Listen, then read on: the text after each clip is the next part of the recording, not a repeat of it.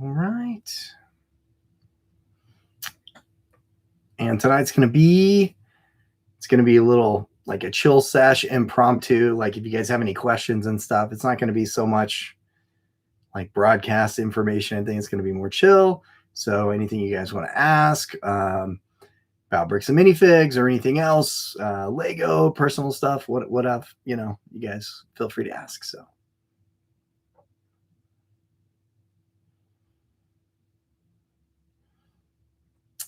Just trying to get everything situated. Yeah. Yeah, we're having some technical issues. I was trying to do this way before right now, but it didn't work out for me. So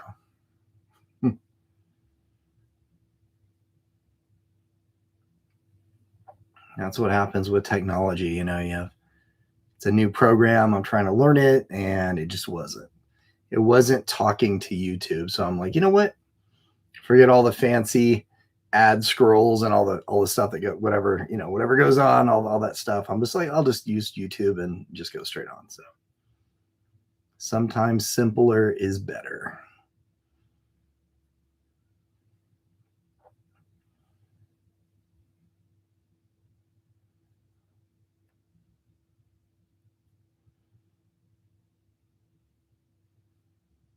Just checking on stuff. Hey, I got a heart. Thanks. Thanks. My first ever heart on my first ever live stream. That's cool.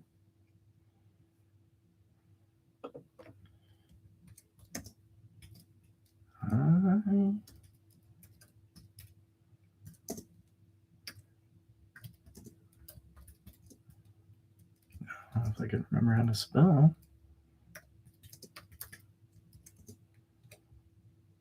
There we go. There we go.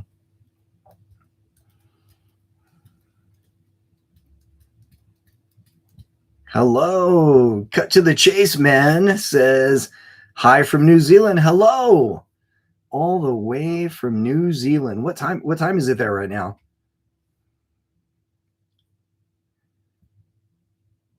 Is it morning? Is it morning for you? Because it's like 10 o'clock, 10 p.m. for us right now.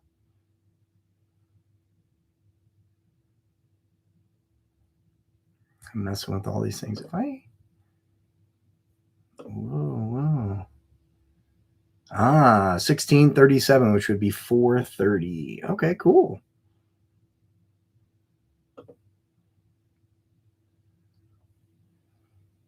Go to channel. Just trying to learn the buttons on these lives and stuff, on the chats and things like that. Cool.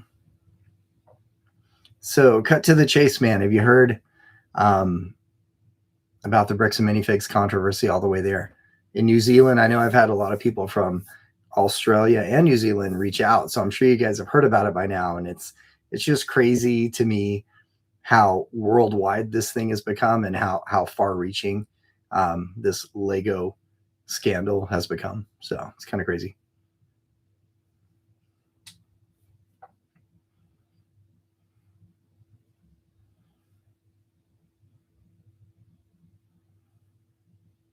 It's wild. Yep. It is wild. It's crazy. It's something that the Lego community never expected. That's it's just this. It's turned into something. It started as I mean, it's the Lego genre, so it started in Lego, but it could have been, I told everybody it could have been in any kind of business or any kind of thing. But it started with the theft, and then the cover up, and then the colluding, and then all the craziness that goes with that. Freedom of speech being taken away, the police involvement and them looking really bad. It's just turned into this big, amazing mess. It's just a big train wreck that no one can look away from. And everybody's talking about, not everybody, but enough people. And, people such as yourself in New Zealand know about this thing, which is wild to me. So we got 7, 6. Someone dropped off. We had 7, so. And I appreciate you guys watching and spending your Sunday evening or afternoon with me. I appreciate that wherever you guys are right now. Yeah, it's our first live, so um, I just felt like I wanted to come on and just have a chill sesh with you guys. So Boston Rob 1684 says hi Boston Rob. Are you in Boston?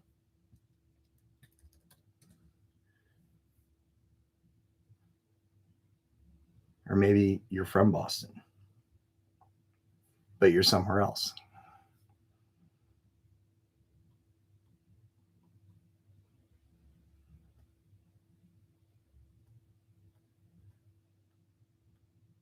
I am. Okay, cool. Yep.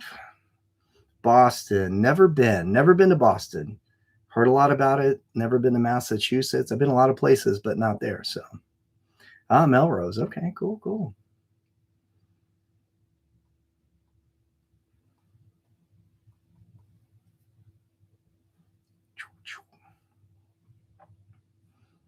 Just checking on stuff. And you guys, if you have any questions, that's what I want to. You guys can ask me anything about like I said, what's going on with this BAM thing. All that we know so far, things that maybe coming soon. It's just been this crazy thing hitting the Lego community and now other communities as well. We kind of all have been united against this thing, and it's been a crazy ride. But yeah, if you guys have any questions, I would love if I can answer them. I'd love to answer them. So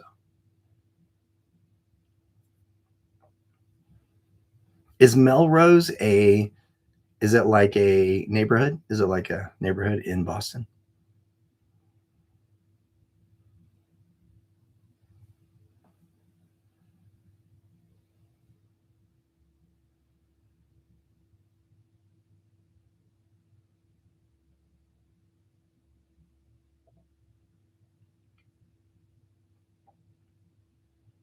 Mm-hmm.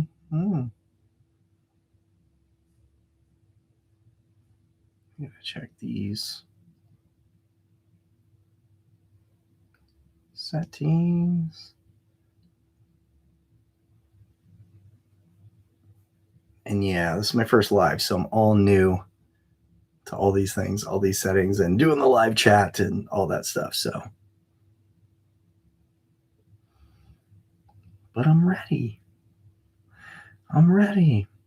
If BAM starts, cut to the chase, man says, if BAM starts moving assets around, can the civil case claw it back?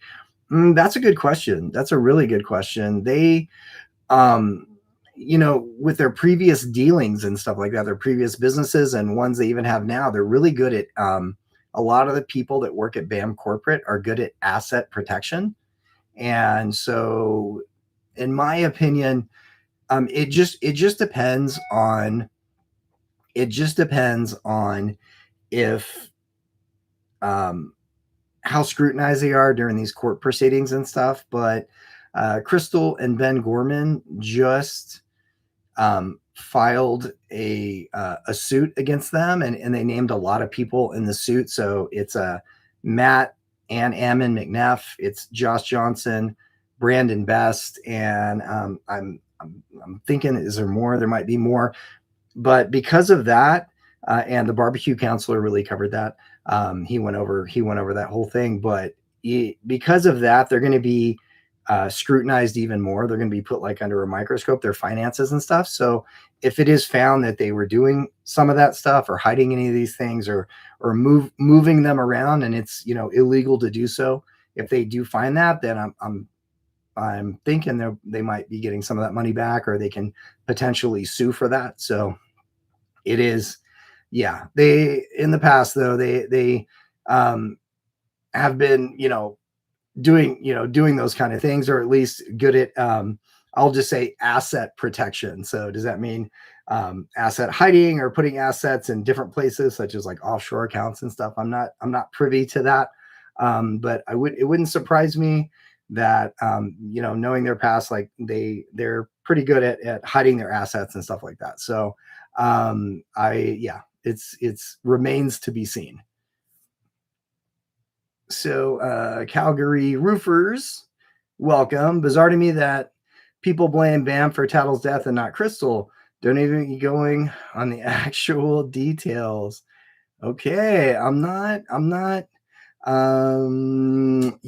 not real familiar about that. I guess if justice for Tattle, and that's a thing. If Tattle, if the bird during this whole takeover was left in there, that's one thing. And then what they did with a bird, I've heard like so many different stories. Like it went to like a non-kill shelter and other places, but that's definitely a question that I'm interested in too. Like what happened to Tattle? So as we continue to ask questions and investigate, I do want to know that answer too. So, but I'm not sure. I know you're saying don't get me going on the details, but I don't know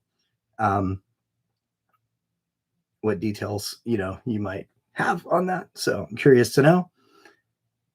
Boston Rob, it is. I'm about 6 miles from combat zone. LOL, Chinatown. Okay, cool, cool. A lot of emotional, Calgary Roofer says, a lot of emotional fog around this. People just want to hate Bam so much. They overlook some very clear facts. Are you talking about the Tattle thing specifically, or just other things about Bricks and Minifigs? So.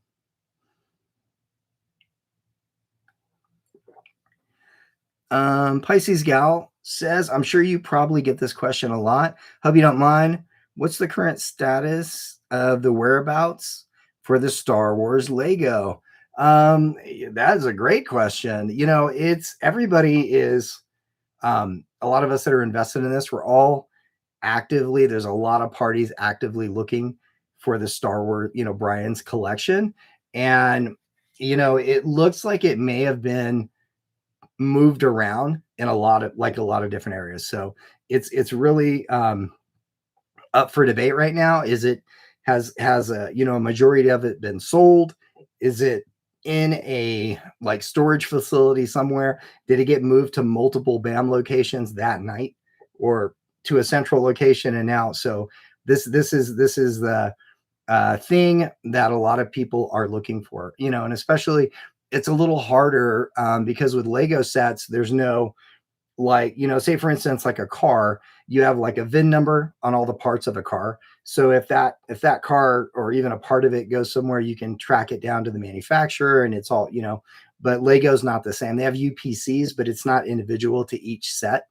So even a set like a Cloud City set, which is a pretty rare set, it's not going to have any distinguishing marks from Lego itself to differentiate it from another set. So it's kind of hard to track those down, but people are actively looking for that, and that would be amazing to know, where those are. So I know there's a lot of us that are actively looking for them right now. So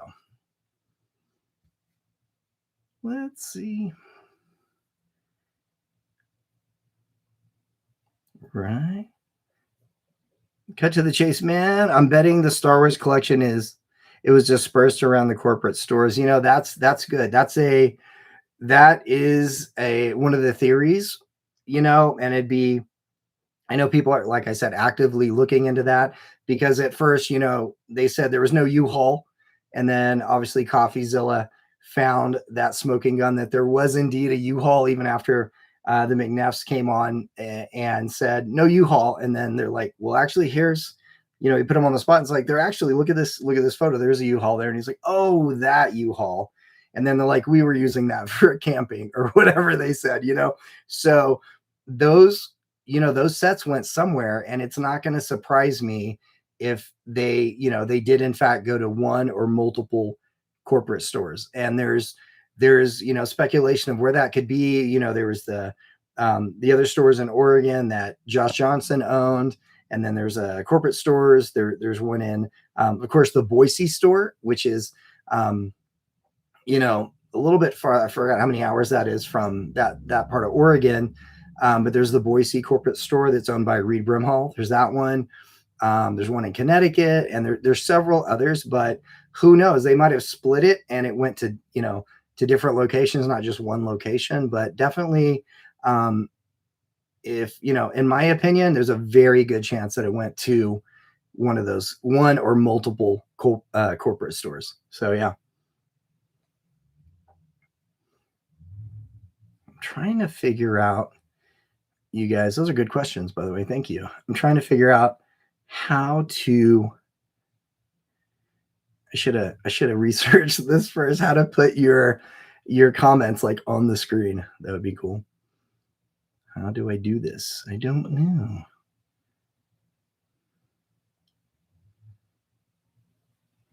Like if I pin, does that do something? What does that do? Message pinned.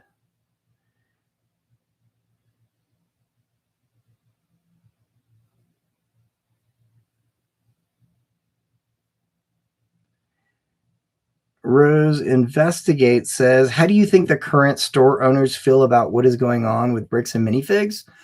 I feel like they feel horrible. I've talked to actually a good number of stores of franchises, and it's I feel bad. It's like I feel so bad for them, most of them. And I know a lot of people, they're categorizing them now between, there's different categories of franchises because there's ones, well, I guess they wouldn't be considered franchises, but there's corporate owned stores. So they're gonna, they're part of corporate, so they're gonna feel however they feel.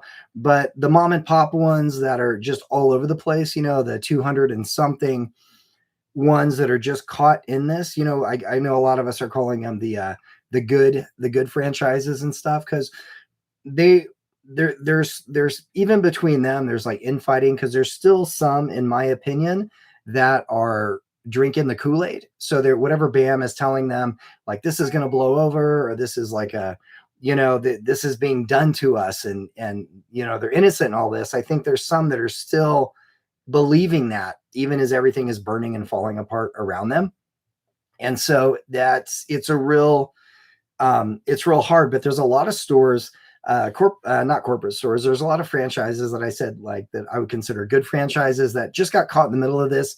They didn't sign on for this. They didn't know all this blowback was going to happen. But also the people in corporate are making all these decisions that is directly affecting their businesses in a negative way. So, and I feel, with, if you look at, past stores that, such as the Gorman, like Ben and Chris's store that started this whole thing, that got shut down. That wasn't the first time that's happened. And it's happened in multiple locations, like the Last Relic and other, his store. And so they have this history of going in and like taking over stores, and then leaving basically people. Sometimes they've lost their houses, bankrupt, penniless, things like that.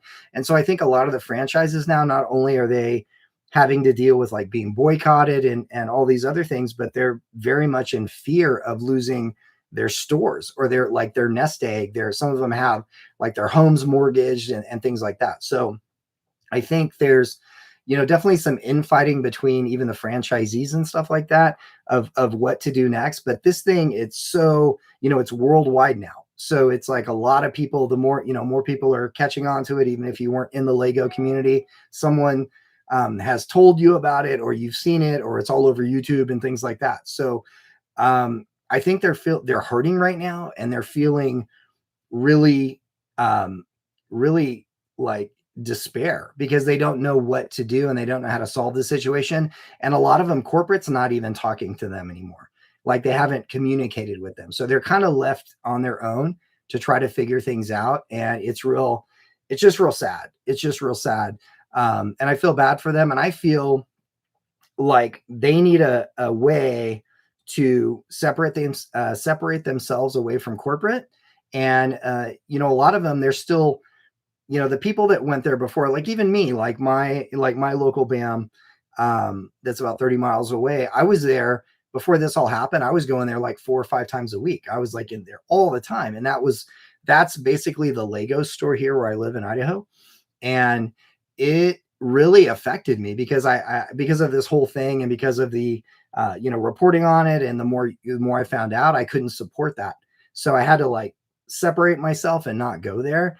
And it's hard. But I feel like the stores need to come together and basically just, this is my opinion, but basically just separate from BAM corporate and do their own thing. Like do their own thing, like start their own independent stores. And then the AFOL community, the Lego people, we will support them in this. And I know it's scary because their livelihoods and their, like I said, sometimes their houses and everything's on the line. But if BAM corporate, which the direction it's going, it's not looking good. They're gonna, in my opinion, they're gonna go down anyway.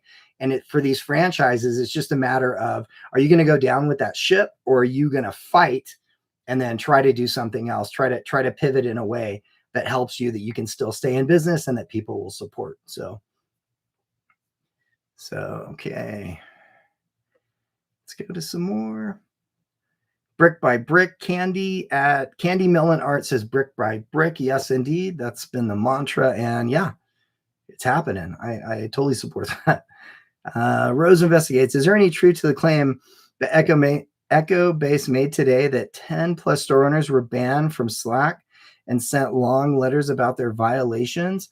I'm not sure on the number, the exact number, but I do know that there are some franchises that have been banned from Slack and have been, and some of them are the ones that have spoken out, whether it be through like social media, like Facebook posts and things like that, but they've spoken out against this, and as they should, in my opinion, because if you see something that's wrong, it doesn't matter if it's going to cost you monetarily. If you see like blatant evil being done and you don't say anything, that's kind of, it's kind of on you. But the ones that have spoken out, I think there is a good number of them that have been like basically cut out from Slack, so they can't see the communication, all that. And there might be other things that they've been banned from. And a lot of these franchises now, the ones that this is happening to, and I don't, like I said, I know they said 10 plus, and that's probably a good estimation, but I don't have exact numbers myself at this point. But I think that they definitely are frightened, because now if you are cut out of Slack, so you're cut out of the communication with all the other franchises and whatever corporate's talking about on there, the next step sometimes, and we've seen it in the past, is hostile takeover. So they're just sitting there, not having access to what they had before, and they're kind of waiting to see are they going to come, because they're going to be like, oh, you breached the contract, you did A, B, and C, just like they've done in the past, and they're going to come take over their store.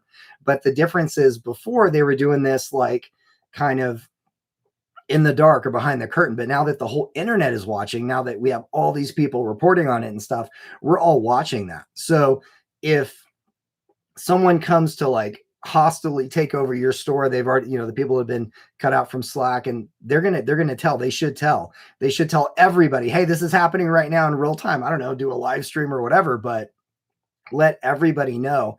And then I think at this point, if corporate comes in and does that, there's going to be so many eyes on it. There's just going to be like a crazy outrage. So it's interesting to see what's going to happen next with that. But again, my opinion is they should all just like say, screw you, corporate, and do your own thing. Because there's over 250 stores that are out there, and I think that they definitely should. They can't sue everybody. If you listen into the reports and things like that, their BAM corporate is becoming insolvent, so they can't. They're already getting sued for not paying their attorneys already. Some of their attorneys are getting sued by their attorneys and stuff, so they can't possibly. I think they're running out of funds, and they can't possibly sue everybody, including all these franchises. So the ones that are brave enough to not go down with the ship, I think they should all do it collectively, and BAM corporate cannot fight all the battles on all these different fronts. Whoa, sorry, I hit my my microphone. They can't. I don't think they can fight everybody all at once. So Boston Rob 1684, BAM is possibly going bankrupt. Your thoughts, being that they may lose all the lawsuits? Yeah, I do think that that's the case. And I think my video, like 2 months ago, it was like it had the thumbnail of the Titanic and it said bankruptcy straight ahead. I feel like now, 2 months later, this is kind of where it's heading. And I don't know legally, because I'm not like a legal expert, but I don't know how that's going to affect all the franchises if they do that. But if they, and we talked about just a little bit ago that they're very good at asset protection and stuff like that. So whatever money they do have, there's a good chance that it's already been put somewhere. And then they go ahead and declare bankruptcy. And then if they do that, are they not having to pay Brian Mansell out? Are they not having to pay, the stuff they did to like Reckless Ben and the Gorm, Chris and Ben Gorman and all the people that they've affected, with this, and even the franchises, because they're really big on the franchise agreements. They're really set up to protect BAM corporate, not so much the franchisees. But with all the things they've done, dragging the name through the mud and all these other things, you would think that they're in breach of contract, that the franchises can just like prove that in some way and then get out of there. But I think if they do bankruptcy, that there's going to be a lot of people that are not paid. And so that's the thing on that. So it's I don't know. It's messy. It's messy.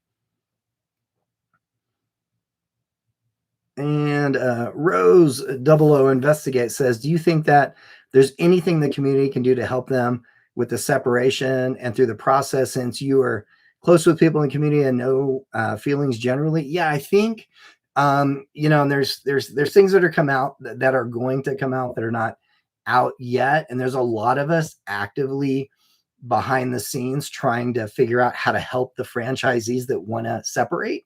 Like that we're kind of behind the scenes trying to set that up or trying to help any kind of transition that may help them do that, instead of them just going all bankrupt and then starting from scratch, or maybe walking away from like the Lego community altogether. But I think that if they, and there's that BAM, I forgot, BAM IAF. It's the union that, some of the franchisees started to try to do this. And I don't know, and I'm not speaking against that union or anything, but from what I've heard about that union, they are, they're wanting to make changes in corporate, but not necessarily just separate from corporate. And I think that even if you take out the McNeffs and a couple of key players, it's just going to be the same thing, just different people you're just going to be in the same position, just with more eyes on you and stuff. So I think if we can help as a community to help these franchises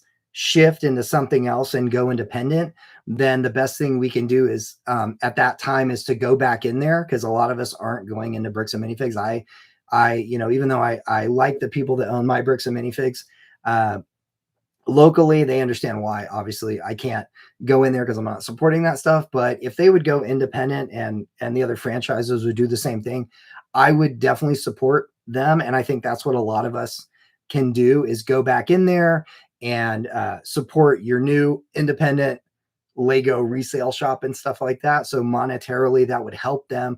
A lot of the ones that I've talked to, franchises now, just being under the BAM label, they have, and this is sad, but they have, it's been 1 or 2 years and a lot of them still have not made a profit, which is crazy, and now this whole situation, this whole scandal is happening on top of that. So it's like, I can't fathom that, because in Lego, Lego's an expensive hobby at this point, and there's a lot of money to be made in Lego. So I can't fathom that they haven't made a profit, like, or even broke even, a lot of these franchises, which is crazy to me. So there's got to be a better way, but I think that comes with like leadership and training and things like that BAM corporate wasn't giving them at all. They just weren't giving them these tools. And I think there's a lot of people out there that I've spoken to that do have the tools to help these franchises transition and then have like a better business model going forward, and they will help them to be successful. So I think but once they jump ship and do their own thing, it's the best way to help is to support them. That's what I believe. So cut to the chase, man. My guy in New Zealand says, off topic, but are there any Lego series that were really big and collectible, but then have flopped and nobody wants them? There's been, yeah, like, you mean ones that are like that were really popular at the time and now nobody wants them anymore? I mean, there's definitely some themes, like There was like a Chima, the Chima, and that might be making a comeback actually. So Chima is pretty inexpensive at this point. I think with Lego, before they started getting all the IPs, and of course the biggest one is like Star Wars and like Disney, Star Wars, those kind of things. But their best seller and what I collect mostly is Ninjago, and that's directly from Lego, so they don't have to pay any other company for that IP. And I think they've once they had a smash hit Lego with Ninjago, they try to replicate that with things, like Bionicle and like I said, Chima and other things. And I'm forgetting, there's another one, I'm totally forgetting it right now. I'm spacing on it, but they weren't able to catch that same fire that they were with Ninjago. And so I think that, yeah, I think there's some, but with the IPs and stuff, that's what's kind of cool about Lego, is that there's something for everybody. Like if you're a Star Wars person, obviously there's tons of Star Wars stuff, Disney, and movies coming out. Like for me, being Gen X, I like a lot of the older stuff, like the things I grew up with in the 80s. So when they have like Gremlin sets and like Back to the Future and like Goonies and things like that, I'm like, okay, I'm your customer here. That's my jam. And Lego's really good at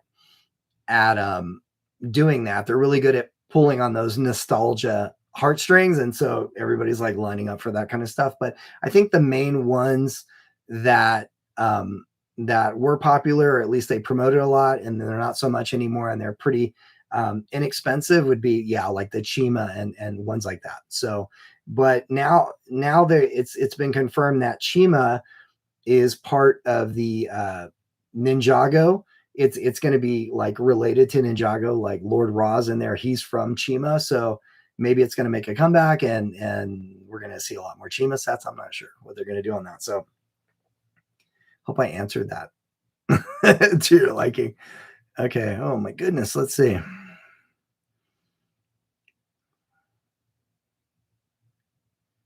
Let's see. At Spawn 303 says, what those dudes try to do to BJC live is unforgivable.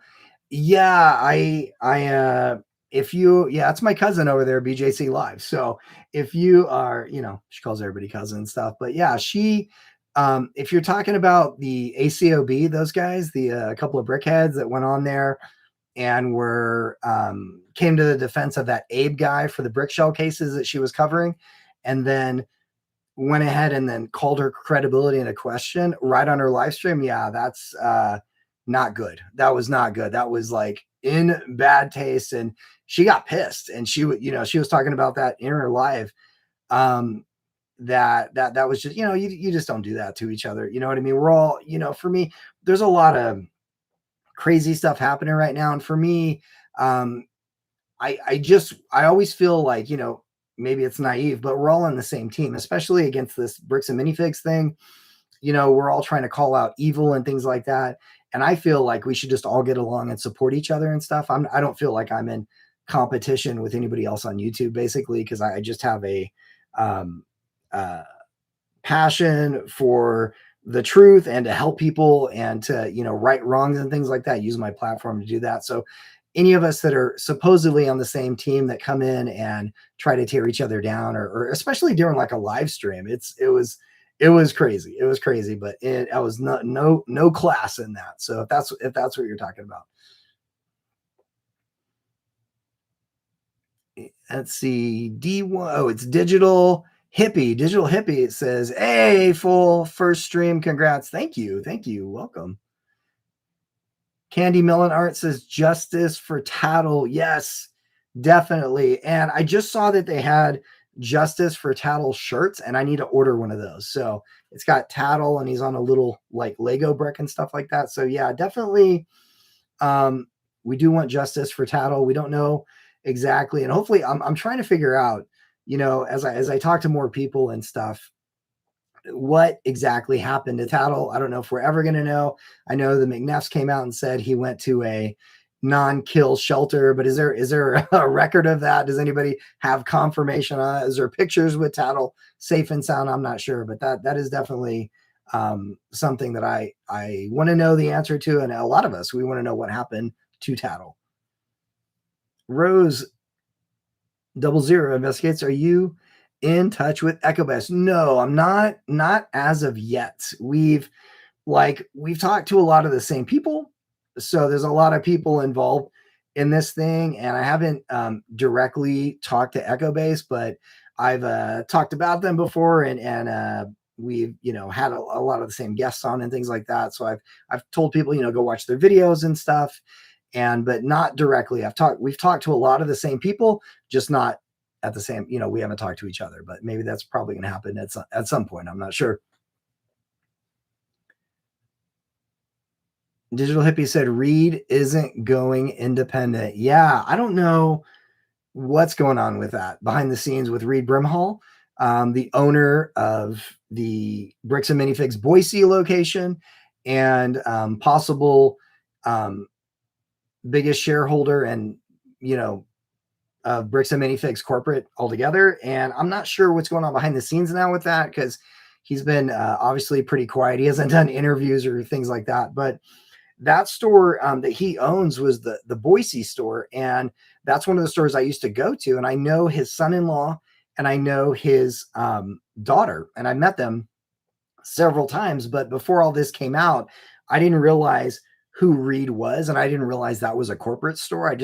I'd heard the whole family story about it and stuff. And I'm like, oh, that's cool. That's it's a great story. And it's a family business. And I'm like, oh, so I've even, they were looking to source sets. So I've sold them sets before in the past, and it was crazy. And then to find this all out, it hit a little bit too close to home. But I honestly, with that dude, I don't know what he's doing. I can't imagine, especially being the biggest stakeholder in Bricks and Minifigs, he's going to let Ammon and Matt or all these people do what the clown stuff they're doing. Much, not that he's a good guy, because I've never met the guy, and to allow any of this to happen in the first place looks real sus and shady. So I don't know what that guy's going to do, but if he has any power to do anything or to step in, it's going down. So he needs to do it, quick. I don't at this point, I don't think there's any saving Bricks and Minifigs, just the brand or any of it. Everybody's just like, we're done. You know what I'm saying? So Moosejaw 99 says the scam that hasn't been revealed is how they earn and hide it from taxes and likely pass profits income to each other via fake lawsuits. Yeah, that's the thing. They're, along with like that Legally Mine stuff, they're good at asset protection, and they even had seminars that, like the McNefson stuff before the whole Bricks and Minifigs thing. They had seminars on how to pay the least amount of taxes possible and how to do this.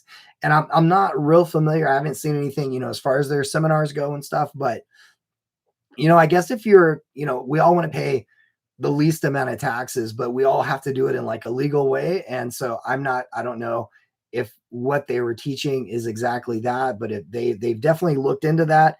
They definitely are experienced in asset protection and paying as little as possible. And and some of the things they're doing that we have seen, that we do have proof of, it's just not looking good for them. So,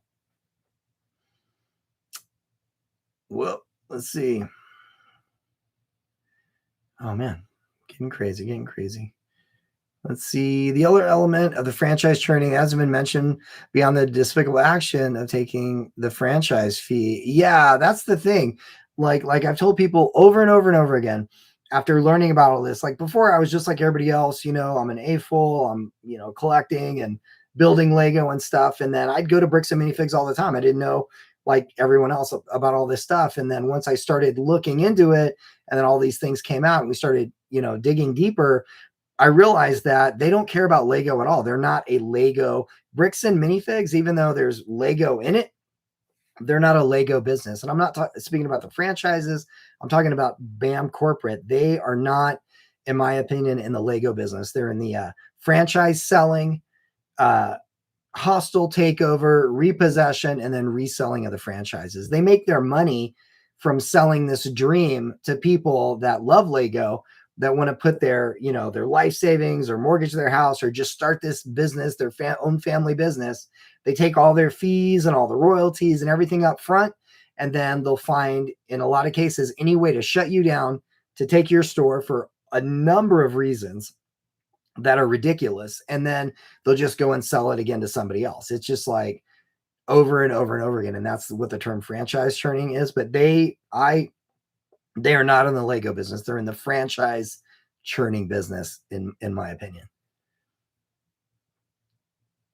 The scam that hasn't been revealed is Crystal. People want to hate BAM so much they give her a free pass on documented malfeasance and predates and takeover by long ways. I'm not sure about that.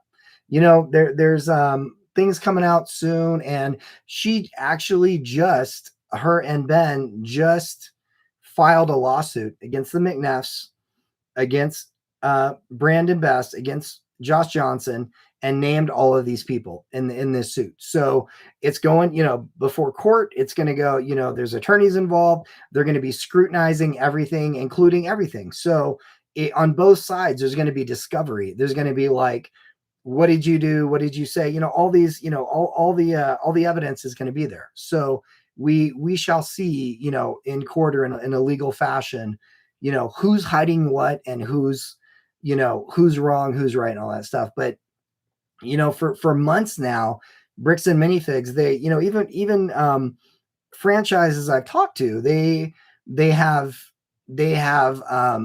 been getting all their information from BAM, and they're telling the corporate, they're telling them what to say and all on this side of the story. And even the ones I talked to before, they told them, you know, as crazy as all this evidence against them looks, there's a whole nother side, and just wait for it to come out. Well, we've been waiting like months, and nothing has come out as far as what I've seen that's damning on the other side. But there's plenty of evidence that makes them look guilty as hell. So I don't know. So I haven't seen anything on that, but I'm anxiously awaiting like everybody else. And we'll, you know, the truth always comes out. Sorry, I got thirsty there for a second. Zero Dan Maku says, does Emmett McNeff still owe $500K to his previous lawyers for the last few court cases he pursued? Also, why must he fit the role of a Disney cartoon villain? I want to watch that. Yeah, as far as I know, even as of, you know, today, I was looking into this, and I think that he very much still owes $500,000 to a previous attorney. So, you know, if he's not able to pay his legal fees right now, he already owes $500,000 to another attorney. There's not too many attorneys out there at this point. They're going to give him credit. Even Lego's not giving him credit. So you're not going to be able to sue, like, you know, it's a good point, but you're not going to be able to sue all these franchises that want to go, I don't want to say rogue. They just want to go do their own things and get out of these contracts and stuff. If he can't even pay his attorney fees and he already owes $500,000, I don't see him suing everybody else, because, you know, attorneys are very expensive, and you gotta pay for that. So I don't know. Let's see.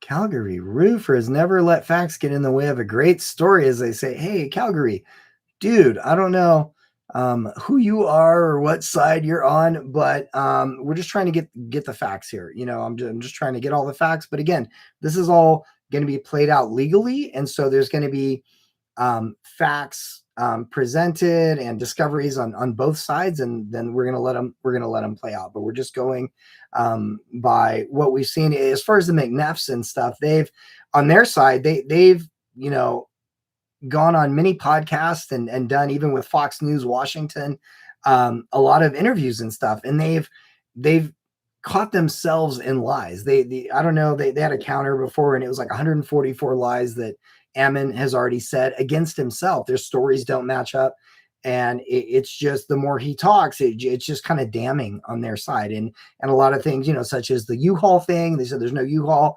They said that publicly. There's a U-Haul. Oh, that U-Haul, you know, things like that. And it's happened over and over and over again. And this is not conjecture. This is from their own mouths. So their stories are not adding up, and they're putting it in the public forum. So we're just going, you know, off that, you know, things like the body cam footage from American Fort PD, you know, we can go on and on and on. But these are what's been presented, and we haven't seen anything to the contrary from that side, from BAM Corporate coming out and saying, we have all this footage of you all doing evil and stuff. They don't have that. You know what I mean? So we're just going from The evidence that's presented right now, is there going to be way more coming out in the future and in court and stuff? I think so, and we shall see. So Moose Jaw 99. When they inflate the amount owed to themselves from the franchise, they take over stores with large or expensive inventories to offset the owed amount and to redistribute to their stores. That's a very good point, and that looks like what they've done, because even in the case of the Gormans, of Ben and Chris Gorman, their store, the one that kind of started this whole thing off with Reckless Ben and Brian Mansell. They went in and they saw, they came in before. I think they said that Josh Johnson went undercover like a month before, scoped out the store, and they were saying it was so they wouldn't steal anything, so they knew exactly what the inventory was. They being the Gormans and stuff. That's the reasoning they gave. But they went in and said, they went in because of A, B, and C. You guys were taking over your store and all the inventory, and they're like, hey, we owe these, this needs to go here, this needs to go here. And basically, when they go in and take over all these stores, they say, oh, you have this much rent due, you have you broke this, you broke these agreements, so you have all these fees that are tacked on. But if you just walk away, we won't charge you those fees. We won't tack onto your bill $200,000 and stuff. But I think it looks like an easy way for them to go in and take expensive Lego inventory and fixtures or whatever else they put money into their store, just take it over, and then the store owners, the franchise owners, leave with nothing, and they get to sell it again and take that inventory and do whatever they want to do with it. And I think they've done that over and over and over again. But we're gonna as lawsuits and things keep coming to light, and people start speaking up more and more, we're going to see more of that. But I think that's exactly what they do. It's a way to go in and get $250,000 worth of stuff for not doing anything. So not cool. Rose 000 investigates. Do you think Reed got caught up in this or perpetuated it? That's a good question. Like, I've never met Reed, and from the stories I've heard, and even talking to knowing his own son-in-law and his daughter, I know them they run the Boise store. I only, obviously they're not going to talk bad about their, their dad or their in-laws and stuff like that. But from my experience, he bought the store for his son that's Devin, that's autistic, and that was his original plan, giving him a business because he really was involved in Lego, and the son really loved Lego, so he kind of did that, and then it turned into this bigger thing. So I think from an investment point, he just did that. And that store, according, we've talked to people I've had on my show, the former manager, Tavia Marconi, and she was like, they didn't really run that store to be profitable. He just kind of was the guy writing checks and, oh, it's my little project. And because he's involved in all sorts of stuff. So I'm not sure how much involvement he has. And, when the McNeffs came around and they started in on it, and they wanted to, the CEO, Matt and Ammon being a COO and CEO and COO respectively, they are in some way related. I think it's through marriage to the Brimhalls. So the McNeffs and the Brimhalls are related. So it's kind of like a family thing. And I think maybe they convinced them to let them just run the whole thing like they're doing. What a great job they're doing, by the way. But I think they convinced them to do it. So I'm not sure how much involvement Reed has in the day-to-day, or did have in the day-to-day, because I know he's older and things like that. I know he was there before to go and sign things and give money and write checks and do all that kind of stuff, but kind of just popped in once a week. But as far as like being the mastermind behind all this stuff, I'm not sure on that yet. I know, with the media coverage and everything that's happened now, especially here on YouTube, I don't know how much he even watches, YouTube at all, or if he's online at all, but he knows something now is up if he didn't before. So, but I think it's got to a level where it's so crazy that he can't like deny it at this point. So what's he going to do? Yeah, he needs to do something. If he feels bad in any way, or he's like, this is wrong. I don't know if he's even having that question, or it's just what they do. I'm not sure, but I think he, definitely knows about it. And, I don't see him do anything about it at this point. So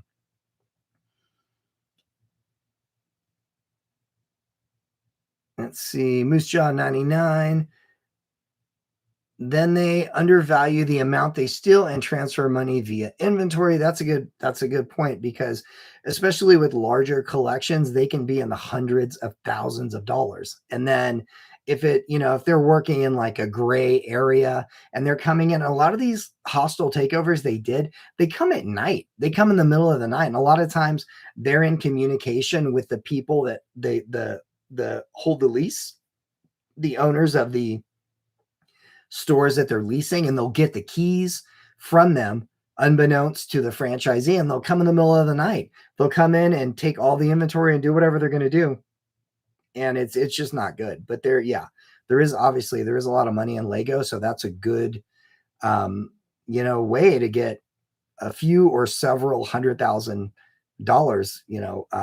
in inventory and things like that, and then move it around because you're in charge and you own the company. So not good.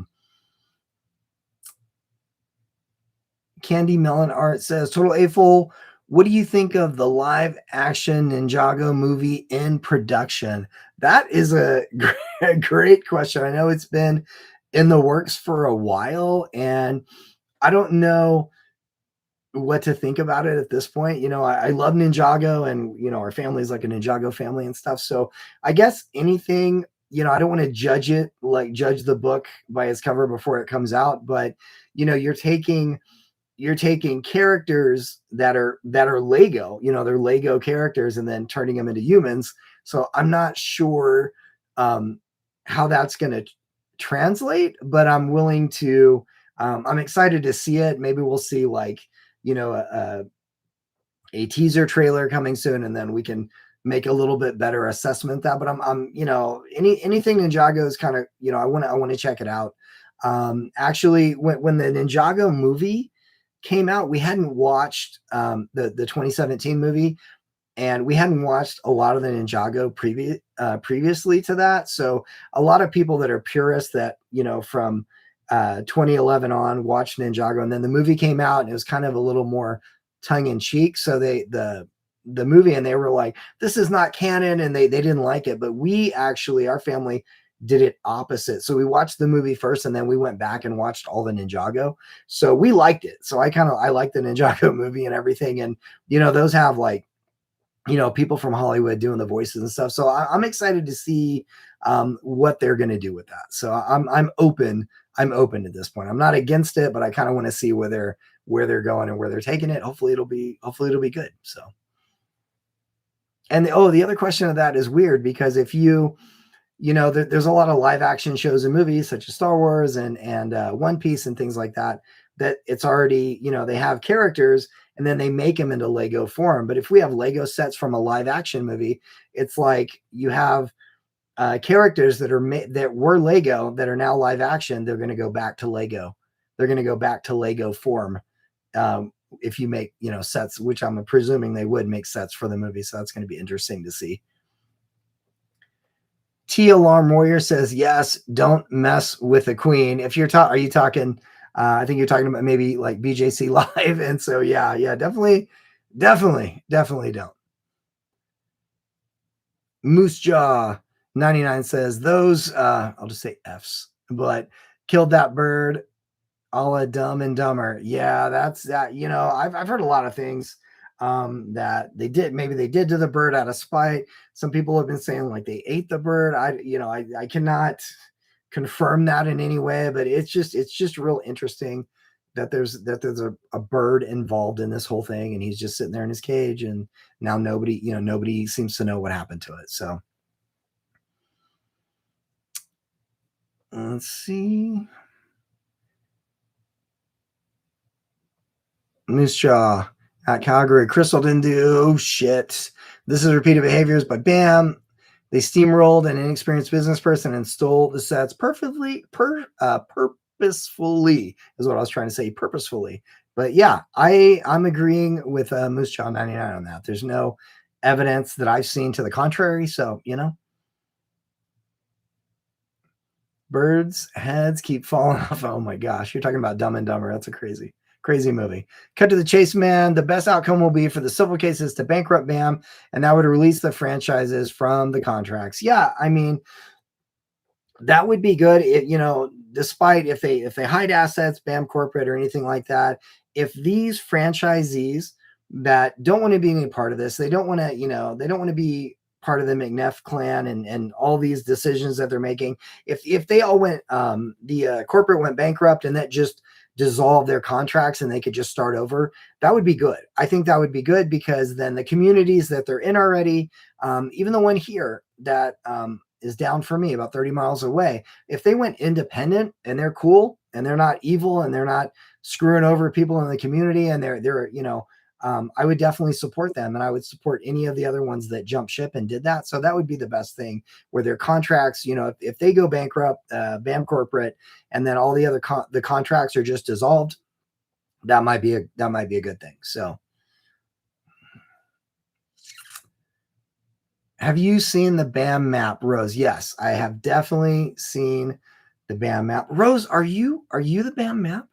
Are you BAM map, Rose? I thought maybe that's it. I've looked at it. Yeah, I've looked at it a lot. It's just so much going on. So but I have definitely heard of it and looked at it, and it's very, very informative and very detailed. The Last Relic, why you streaming so late? Oh, dude, what's up, man? It's my first stream, my first live stream. I was going to go earlier. I was going to go I think 8 p.m. my time, and I had super technical difficulties. And I was like, you know what? I was going to put it off till tomorrow or something. I'm like, you know what? I had the program I'm using. That's not this one. This is just YouTube. And had it all ready to go, and it wouldn't connect for some reason. So I just said, screw it. And it was 10 o'clock. I'm like, I just hit live. I just wanted to see who was on. And, I wanted to go ahead and do it. So it's my trial stream run. So Calgary Ruthers, not true. Crystal did plenty. Read her own facts. Not here to argue with the brainwashing. Again, don't let actual facts get in the way of your narrative. It's not Calgary, dude. It's not my narrative. We're just going over the facts, not just the facts from Crystal, but other franchises that I've talked to, franchises that have been taken over hostily, people that have lost their homes. There's a lot of evidence. It's not just Crystal, as you're saying, dude. So I don't know. Who are you? Are you Ammon? Are you somebody I know? Who are you? Calgary Roofers? I don't know. Moose Jaw. He did mention it. It's on a 10-minute delay, guy. If you can watch and pay attention to what BAM has done, and I've decided Crystal is the issue. Crazy. Yeah, exactly. Yes. Oh, they just asked the same thing. Rose, 00. Calgary, are you Ammon? That's what I'm saying. Ammon, is it you? Is it you, Ammon? Last Relic, Calgary, you are wrong. Yes. Hello. Yes. Trisha in the house 111. Who is this Calgary Roofers in the chat? I think we've all come to think it might be Ammon or somebody that knows them and stuff. I don't know, because they're really coming in hot and hard, and they're the number. Were they number 3? They were number 3 in the chat. So yeah, but they're definitely not on the same page as all of us. So I needed water. Sorry about that. Let's see. Oh, I got a message. Retract. Okay, Last Relic. Reed doesn't care. He knows how to get out unscathed. He's just waiting for this to be over. I think so, man. I have to agree with my man Relic there. The Last Relic. I think he's just can't believe it's happening, and the sheer size of this whole thing. And he's like, he just woke up one day and he's like, holy hell, what are you guys doing? And it's just blown up. It's like supernova now at this point. So I think he's definitely waiting for it to be over. But him and the McNeffs, like we talked about before, are super adept at getting out of things and asset protection and things like that. So I think, there's a good chance they're just gonna, I don't know if they do a BK or they take it to the mat and they go sue everybody and I don't know, on credit or whatever they're doing. Like I said, they're getting sued for not paying attorneys already, but they're eventually gonna go down and then probably just slink away with their golden parachutes and their hidden assets. And in my, that's just my opinion. So, yep. Candy Melon Art says, jump up, kick back, whip around, and spin. Yes, Ninjago. Yes, you got to jump up, kick back, whip around, and spin. Of course, yes. I agree. The chat has gone weird, not showing new comments. What? What is happening? I don't know. I don't know why. I don't think I pushed something. Let's see. I'm hoping it's showing new comments. Moose Jaw 99, they quadruple dip. Yeah, that's what I'm thinking. I agree with that. It's not just double dip, it's quadruple dip.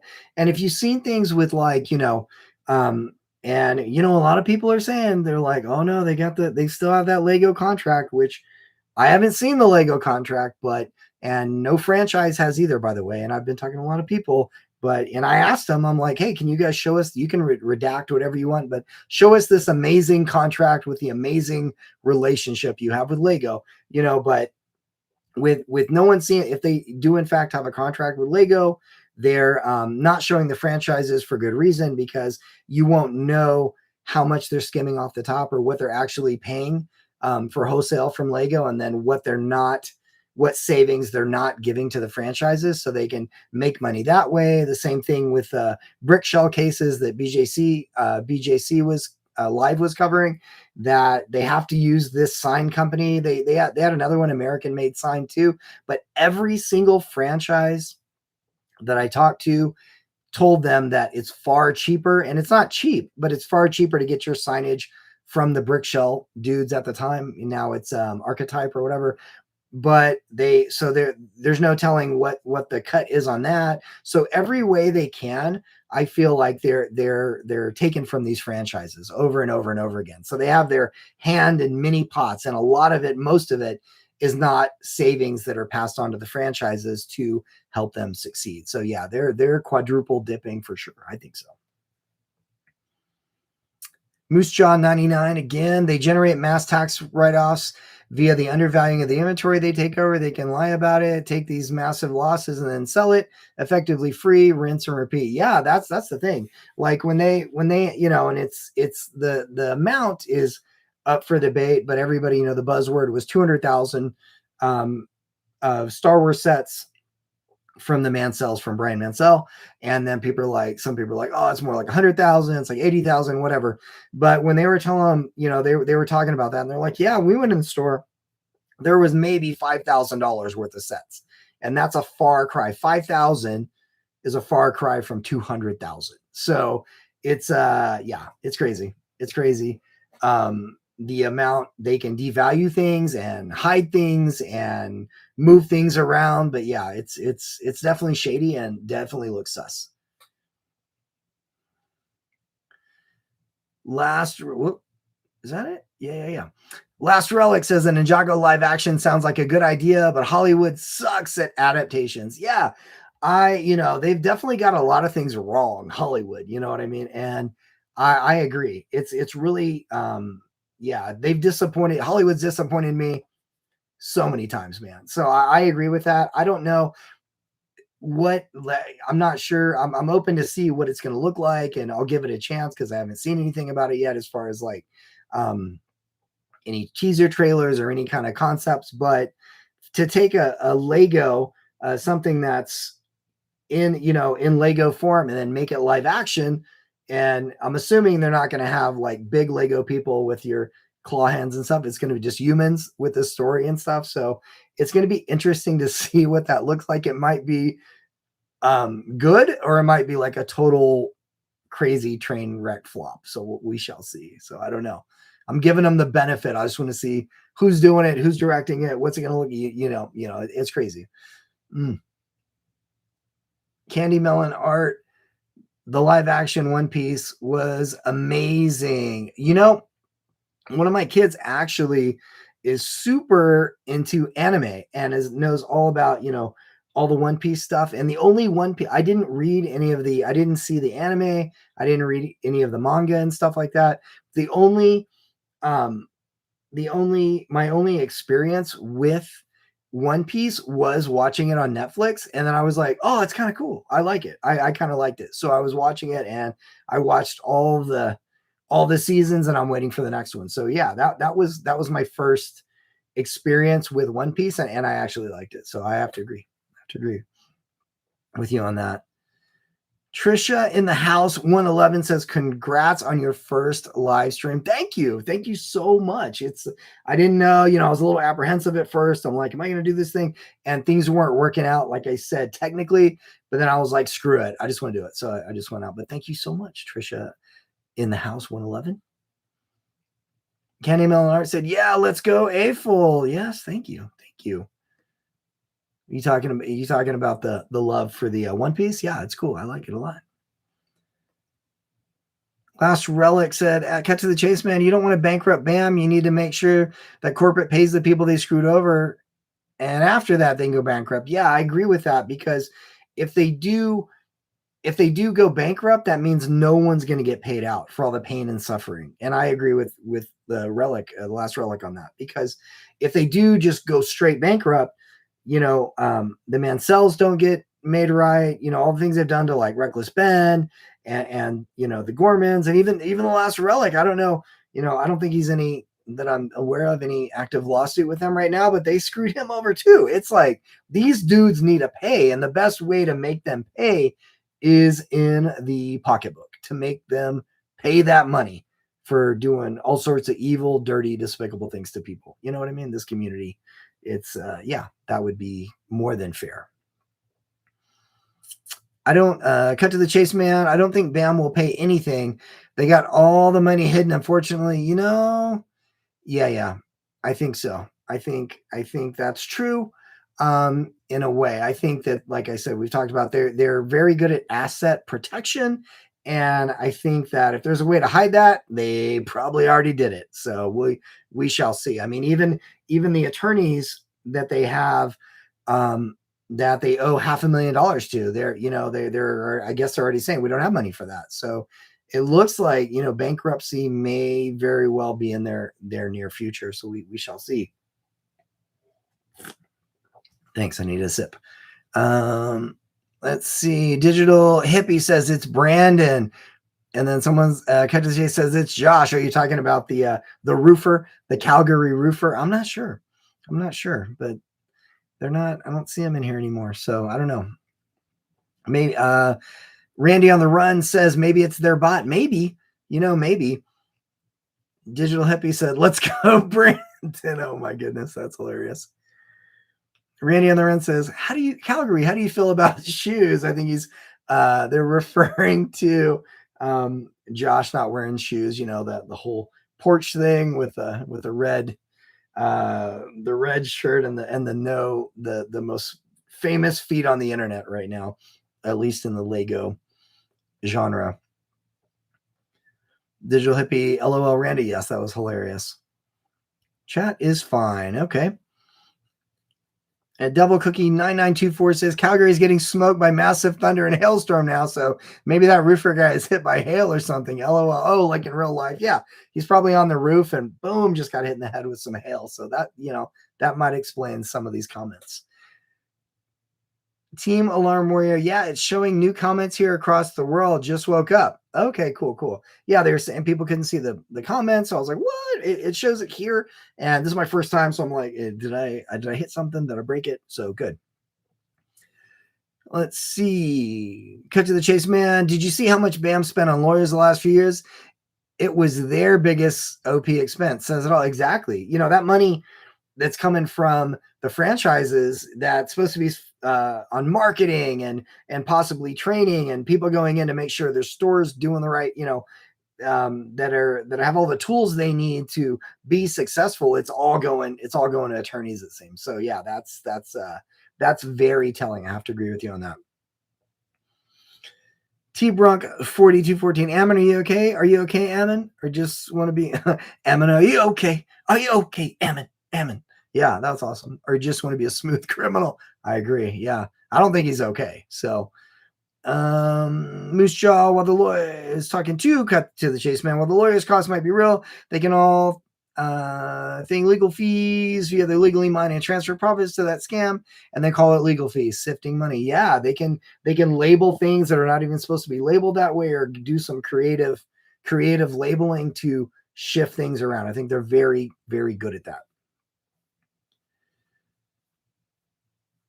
Digital hippie, the McTheft bot is quiet. Yes, it's quiet right now. Moose Jaw 99. I can imagine, Josh. I'm not Calgary roofer. I'm not from Calgary or a roofer. Case closed. Yeah, we're waiting for that comment. Investigate Rose Double O investigates. How many streams are you in? Oh my goodness. Randy, Rose is in every stream. Probably. You got to get all that. Rose. Oh, Rose. So are you Rose investigates? Are you BAM map? Is that right? Or I didn't catch that if you said that. I think that's right, but if I'm wrong, let me know. Hey, I've seen those three. I've seen the three raccoons. Is that in reference to the three raccoons in a trench coat that are standing on top of each other? Is that what that's from? The last relic, sorry, not in active lawsuits. I feel that being able to speak freely on their personalities with how deep I was connected with these bastards is the best way I can help. I'd rather have others win versus me winning. Man, that's so amazing. And that's I applaud you for that. And especially how badly they screwed you. But for you to be able to speak freely, there's not a price that can be put on that. And you are definitely, by sharing your unique story and your experience with these bastards, like as you put it, and I totally agree, they're douchebag bastards, you are helping a lot of people, and I totally appreciate you, man. So anybody, I'm sure most of you are familiar with the last relic and his story and his store. That's what I was trying to say, that he had in Florida, and all the things that the McNaps and all these BAM corporate people did to him. But definitely go check him out if you haven't already. He is definitely a voice in this thing, and by him speaking up and sharing, he is helping not only people that they've already done this to in the past, but the franchises now he's helping them to see how they, if they don't know already, which they probably all do, but to see how they operate. And he's really trying to help by sharing a story. So I appreciate you, Relic, on that, man. Where am I? Shh, Rose is investigating. Oh, okay. Sorry. I'm not trying to out anybody. WM33770, WM33776. I have been watching to get that mystery machine set. I see in the background, kind of hoping and holding out for an icon set though. Oh, okay. Yeah. This actually back here, this one is I do have the Lego mystery machine set, but this one is actually like a Jada Toys mystery machine. It's about the same size though. So it's like I'm pretty into Scooby-Doo, mystery solving and things like that. But yeah, from my childhood and now I like all things Scooby-Doo and mystery machine. So I have a lot of them, mystery machine and Scooby-Doo-esque things all around the studio here. So I did not, Rose investigates. I did not say that, but I will not deny it. Okay, cool. Gotcha. And T Alarm Warrior, get and use in-store credit and gift cards on the new Lego sets while you can get them where it bites. Yeah, that's the thing.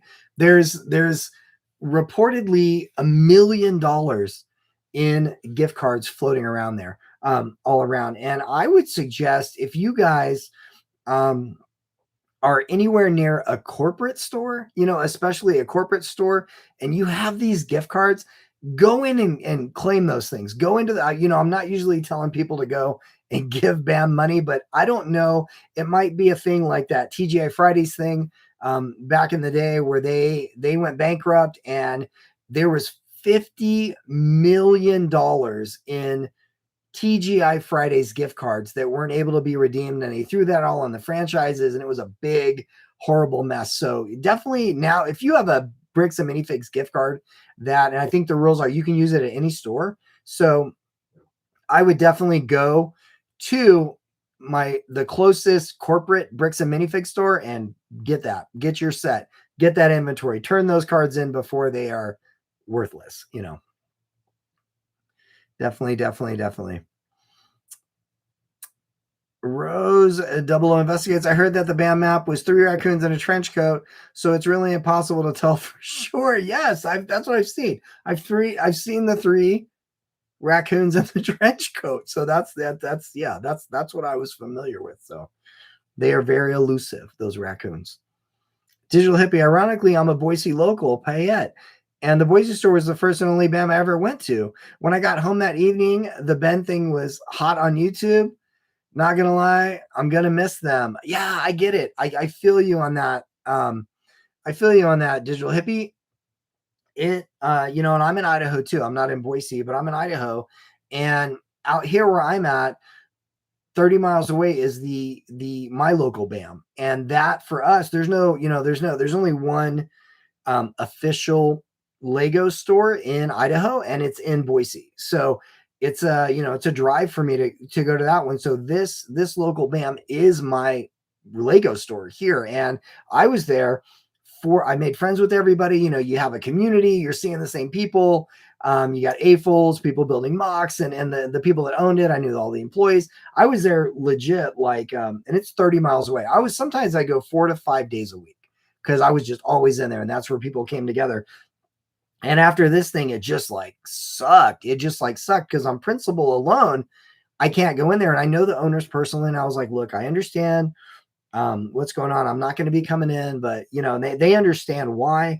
But it took something that was like, at least for, you know, for now, this integral part, or at least a big part of mine and my family's life, where you know, we have all these contacts and connections with people through Lego, and it put this big dark mark on it, and it just made me feel like shit. Basically, it just made me feel horrible, and it robbed. This whole thing has robbed, you know, joy from me as it has a lot of other people, and it just, you know, it's just that's one of the reasons I had to speak up about this, and it just got to the point where I had to say something, especially knowing, you know, the people at the Boise store, like that Reed owns it now, and you know, I've done business with that store before, and it just kind of all came full circle for me, and it kind of dropped in my lap. But I just got to a point where it's just how I was feeling was boiling up.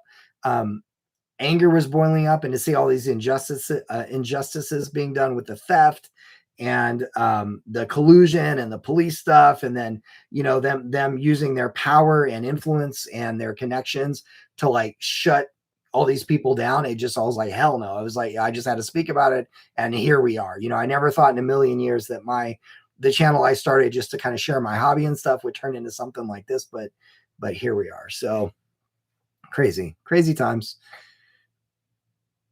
But again, that was a long that was a long explanation. But I miss going to them, you know, my local one too, and I know exactly how you feel. Moose Jaw 99. There are 2-bit cereal box attorneys. Papa McNeff is the biggest scammer. Go try and verify that he was a VP of Citibank Corp. He's an old school comment from a time when people couldn't verify. Yeah, the more you look into it, his past dealings and stuff, and even Reed Brimhall stuff with like there's like some FBI stuff going along, you know, going on in there, and it just they're into like a lot of stuff, and a lot of it's like super questionable. So I'm not, yeah, it's crazy. At Rose investigates, at Rose Double O investigates, it's really hard to sue raccoons. I heard. Yeah, that's what I heard too. I heard that it's real, you know, just serving, yeah, just serving them alone. I mean, you gotta, you know, they're pretty elusive, you know. So I would think it'd be hard to sue raccoons. So yeah. Land O Letterman. Bam map gets more and more impressive with every update. Those raccoons are doing great work. I think so. I would have to agree with that. It is quite impressive what they got going on there at the Bam map, and it's very extensive and very detailed. I kudos to that. Those are some of the if not the smartest raccoons that I've ever heard of in my life. You know, I have to agree with that. Hee hee. Whoa, at hee hee, ho ho, ha ha. Have you heard of Bricks Beyond in Kaiser, Oregon. I have heard of them. That did come up. I used to actually live in Oregon, um, and before moving to Idaho, and I have heard of them, and I'm I'm wondering. I mean, obviously they're not Bricks and Minifigs, but are they still in business? And did they get like a ton of backlash from this? Being in Kaiser as well. Did they get like a ton of hate just by being the blowback from being having bricks in your name and being a Lego store in the same city? Oh, Bam tried to sue him. Echo Base Network did a video on it. Got it, got it, got it. Okay, no, no, no. Yeah, I have heard of that. I haven't. I don't think I've seen that video, but definitely, yeah, I'll definitely check that out. Cut to the chase, man. Ben has taken a back seat now that the adults are in charge with lawsuits, etc. Yeah, I think he's still working on part 4, and there's actually more parts that are going to come out after that. I just think that when he first started this thing, there was like 12 stories that he was going to be doing, and not all of them simultaneously, but this one was one of them. And I thought, and I think in his mind, he thought this is going to go, he's going to go, they're going to get the Lego back. Obviously these people are going to do the right thing. They've been caught, and that's it. And he's on to the next. But this thing blew up, obviously, massively. And so he's still working on those other projects. The one he just released was about that school in or that center in Provo that he just did, and he went undercover with Sheldon. And so go watch that on at Reckless Ben's channel if you guys haven't already seen that. But very interesting. So I think that's one he was working on as well. So I think he's gonna, as he's working on other projects, I mean, he's having to circle back a little bit, and as we're waiting for things to develop and stuff. But a lot of it too, especially when the law's involved, you're waiting on court cases and stuff. So it's like, what is he, he's trying to fit all the other things he's doing in between the court cases and dates and things like that. So it's a lot, because I don't think he ever in a million years would have thought it would have blown up to this, and that this is how Bricks and Minifigs corporate would have reacted. A lot of people have already been burned by them.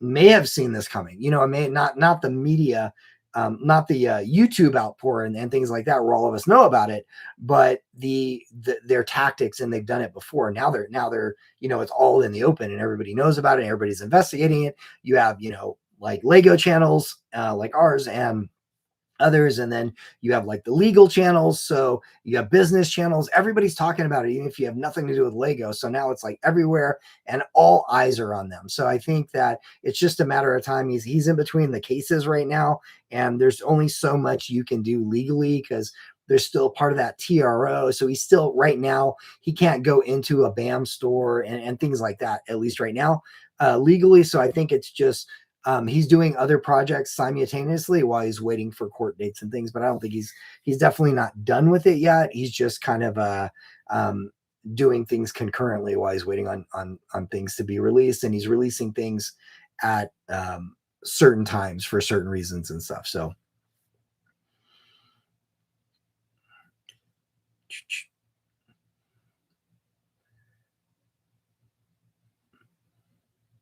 doing great work. Ben is taking a back seat. Okay, yeah. So that was so we've been doing this, guys. If you guys, let's see, it's been an hour and a half, almost an hour and a half. Are you guys, you have any more questions? Rose Double O investigates. What other questions do you have that are yet unanswered? Oh, question for me. Thank you. Man, so many questions. Like, I really feel badly for the franchisees, and I've talked to a number of them, and they're really hurting right now. The ones that we're labeling like the good ones and stuff, not the corporate ones, and not the ones that are not corporate, but are drinking the Kool-Aid and believing these guys. And I just really want to know, like, there's a lot of people behind the scenes that are trying to help them, like, with a lot of different resources and stuff. Hopefully, like I said, I've called them to jump ship, like to go, because they're really caught in between. Are we going to get sued and lose everything, or are they going to go down anyway, and then we're going to lose everything anyway? So if it were me, I would, I own a franchise and I'm in the middle of this and my sales are hurting and I'm not getting any response from corporate and my August 1st delivery is not being there on time, costing me more money when I put 10,000, 13,000 up front. I would be finding a way, if I think the writing's on the wall. So I would be personally finding a way to like jump ship and just say screw you to them and then go down fighting rather than just going down with the ship and getting bankruptcy anyway. Because whether you try to separate and then there's a potential that they sue you, or and then you're just done anyway, or they're done and then you're done. You know what I mean? If the writing on the wall is that you're going to lose everything anyway, there's a potential to do that. You might as well stand up and fight this thing, um, before losing everything anyway. That's your shot on that. A lot of people will put everything into it. I just think, I don't know legally how that's all going to play out, but I do feel bad for them. And so that's one of the questions I have, which a lot of people do, I guess, is what's going to happen to those select franchises that are doing that. I think corporate, like I said, they're good at, and we've all seen, but they're good at asset protection, and they're going to do, in my opinion, whatever they're going to do, the most self-serving thing they can do and kind of just slink away. You know what I mean? I don't know if they were going to have um, the McNeffs and stuff. Are they going to have like a public thing anymore? Are they going to be CEOs of something else and be public speaking? I don't know, because that's they're kind of super hated right now, and people are not going to forget, soon forget, especially like in the AFOL community and stuff. But yeah, we're that, and then other questions I have are, we've seen all of these things come to light, and more crazy things keep happening. And there's like a lot of deception, a lot of lying, and a lot of all these things that keep coming to light. So how much more is there?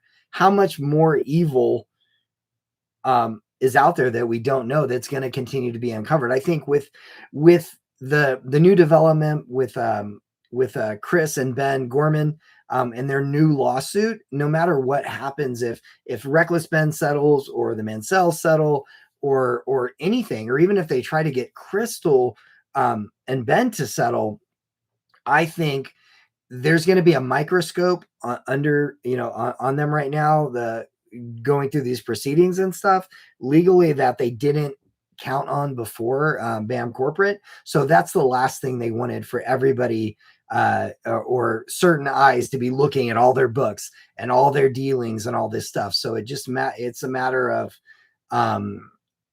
if they think they're smarter than all the people looking into it, or if they hid things so well, because they're good at that. So I really don't know, but I think that them bringing out this new lawsuit that's developing right now is going to put a lot more legal eyes and judges and things on them, and we'll see what comes out. But I think there's going to be probably even more evil stuff that we are not even realizing, and we're all going to gasp more. But I do want to know. I'm like, what's the extent of this? How deep does this go, and who all is involved? Because before this, even before the Reed Brimhall thing, which I been to that store, and at the time I didn't know who Reed Brimhall was and stuff, and then everybody's focusing on Ammon and Matt.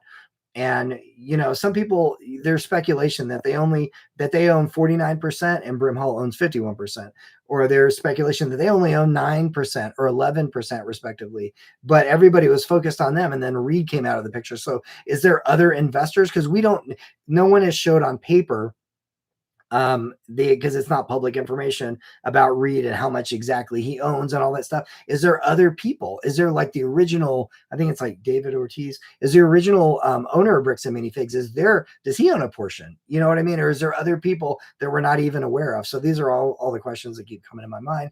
How many more things don't we know? And is there other people involved that they keep coming out of the woodwork and stuff as these things develop? So those are some of the questions I think about. So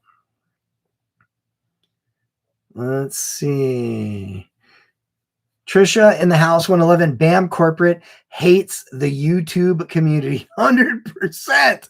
They hate us. They hate us so much. And I think it's because they got caught with their hand in the cookie jar, and they very much underestimated the YouTube community and people worldwide, and not just AFOLs like me, like adult fans of Lego, but just everybody, the passion that people have for this. When you see something, and I'll be honest, with every large corporation, like I would say 99.9% of every big evil corporations out there, there's evil things that happen all the time. It's just we're not all privy to all those things that go behind closed doors. Like some of us never know. We never see those things, until there's like a whistleblower or something like that. But with this thing, it got blown up because of Reckless Ben so wide that everybody gets a peek behind the curtain, and you're just all their business is going on Front Street. So everybody's like appalled at this stuff.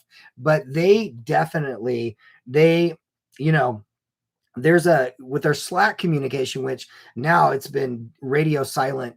Bricks and Minifigs corporate uses a program called Slack to talk to their franchisees, and the franchisees can talk to each other and stuff. So it's been kind of silent lately. But before that, they're infighting and they're doing stuff. But one of the main things on there was like they had a thing, and it's like basically against YouTuber social attacks or something like that. And we're they see us as like we're attacking them, but we're not attacking like anybody. We're just you're if you are just someone that wants to bring the truth, that wants to have the truth come to light, then you're attacking them. But that's what a guilty person says, because someone that's innocent, they're not afraid of the truth, and they're not going to see that as an attack. But they definitely, they when this first came out, remember they were like in their communication, they were like, it might take 1 to 2 weeks. This is going to blow over. How's that working for you? Is this happening now? Because we're not, at the same time, like, I don't know, it was 3 weeks ago or something like that. They put out the statement, ban corporates, like, we're rededicating ourselves to fix the situation with Brian Mansell and make everything right. And we're investigating, we're doing all we can. At the same exact time they're doing that, they are actively suing him for $1.3 million. So we're going to go ahead and take your sets, take your legacy, take your investment that your dad had for future generations. And then when you don't like that, we're going to go ahead and actively trespass you and sue you for $1.3 million, because we don't like what you're saying about us for bringing these things to light. And that's all, like, a lot of us are doing. I think most of us here on YouTube, that it is affected. And like I said, for myself, it's affected me personally. It affected the way I feel about Lego. It affected the way, it changed my whole community dynamic. And now all these things. And when you're trying to take away people's freedom of speech or control what they say, they have all the franchises scared, and they are actively like, you can't speak against us. You can't, if this is wrong, you can't speak up. You better, and they're actively trying to silence everybody. And they were doing that with power and money and, influence. And now they can't, because there's too many of us. There's too many people talking about this and speaking about this. So yeah, we're definitely for just speaking the truth and just trying to see justice served, and to help fellow people out that have been wronged. We are hated by them, which is, but if you're a bad guy, you're going to hate people that are bringing your crimes to light. So I understand, but we're probably super hated, the YouTubers. I would agree. Well, so even with the body cam footage, that just brought that to mind. When Ammon's in there, he's like, these YouTubers keep coming in and we're afraid for our lives. And he's talking about Ben. He's like, do we need to get a shotgun? Should we keep it under the counter? I'm like, yeah. All the YouTubers that have not done one violent thing, we're just bringing these things to light. Obviously he needs to arm himself. So that's just one of the things. So that tells you, they want to shoot us, they want to defame us, and all the other things. And for those that, a lot of them, they're just doing it for clicks and stuff like that. Well, that's what they said about Ben. He's just doing it for clicks, but also at the same time, he's a super dangerous criminal that we need to arm ourselves against. So which one is it? And I think all of us, most everyone that's working on this, they just feel a passion for the things that have happened, and they see like super injustice, and we just all want it resolved, and we want, evil to be done with. We want, people to have restitution and people to be made whole. And we're just speaking about it and not going to let up until that's what we all need, not to let up until it is, we have that resolution. And that's basically what they hate. So thank you, Trisha in the house 111. Oh my goodness, I lost my place. T Alarm Warrior, are you surprised that the major Lego YouTubers have gone silent with the news of RICO lawsuit hitting the docket? That's crazy. Like for me, before, and I know other Lego YouTubers and stuff like that, and my channel is relatively new. So I was just like, I'm into Lego, but also I'm Gen X, so I talk about movies and 80s stuff and stuff like that. And and people are like, oh, do you want to join the Lego Ambassador Network program? And a lot of these people, the bigger Lego YouTubers, are part of that. And they're trying to stay away from the controversy. And I think I'm not surprised because they have like sponsorship deals or they have other deals in place. And for me, I rather not be constrained by any of that. I rather just be able to speak freely. And if something's wrong, I want to be able to speak up about that and say, screw those guys. Like this is totally wrong. And I want to be able to speak my mind. And I think a lot of them, because of the controversy, are kind of shying away from that. And there's a lot of them, I'm not going to say their names and stuff, but it's just kind of telling that they've just, um, not covered it or have just kind of slinked away from it. And it's just like, I don't know if it's because of their involvement with Lego or like I said, they're part of the ambassador network, Lego ambassador network and stuff. But for me, I just want to be able to speak my mind, which I think is the most helpful. And I can't, before I was like showcasing like sets or a new set that I was excited about came out and we talk about it and stuff. But now with all this crap going on, I can't just sit here and for me personally, and be like, hey, check out my new set. It has this. And I'm like, go buy it. Here's a link in the description. Like, I can't do that while all this like injustice and these asshats are trying to legit ruin people's lives. You know what I mean? So that's what I'm talking about. But it doesn't surprise me that they're slinking away because after the dust settles, they want to still, kind of have going on what they have, with what they've already established and stuff. So I don't think it's right. I think if you're an AFOL and you are in this community, you should be using your voice and your platform to speak about this and help right those wrongs. Help be a voice for people that feel like they don't have one. You know what I mean? Such as like the franchises that are getting screwed over, that are like waiting in terror to see every day is their store going to be taken over at night if they dare speak against this thing. You know what I mean? So yeah, I think they should speak up, but I'm not surprised that a lot of them aren't.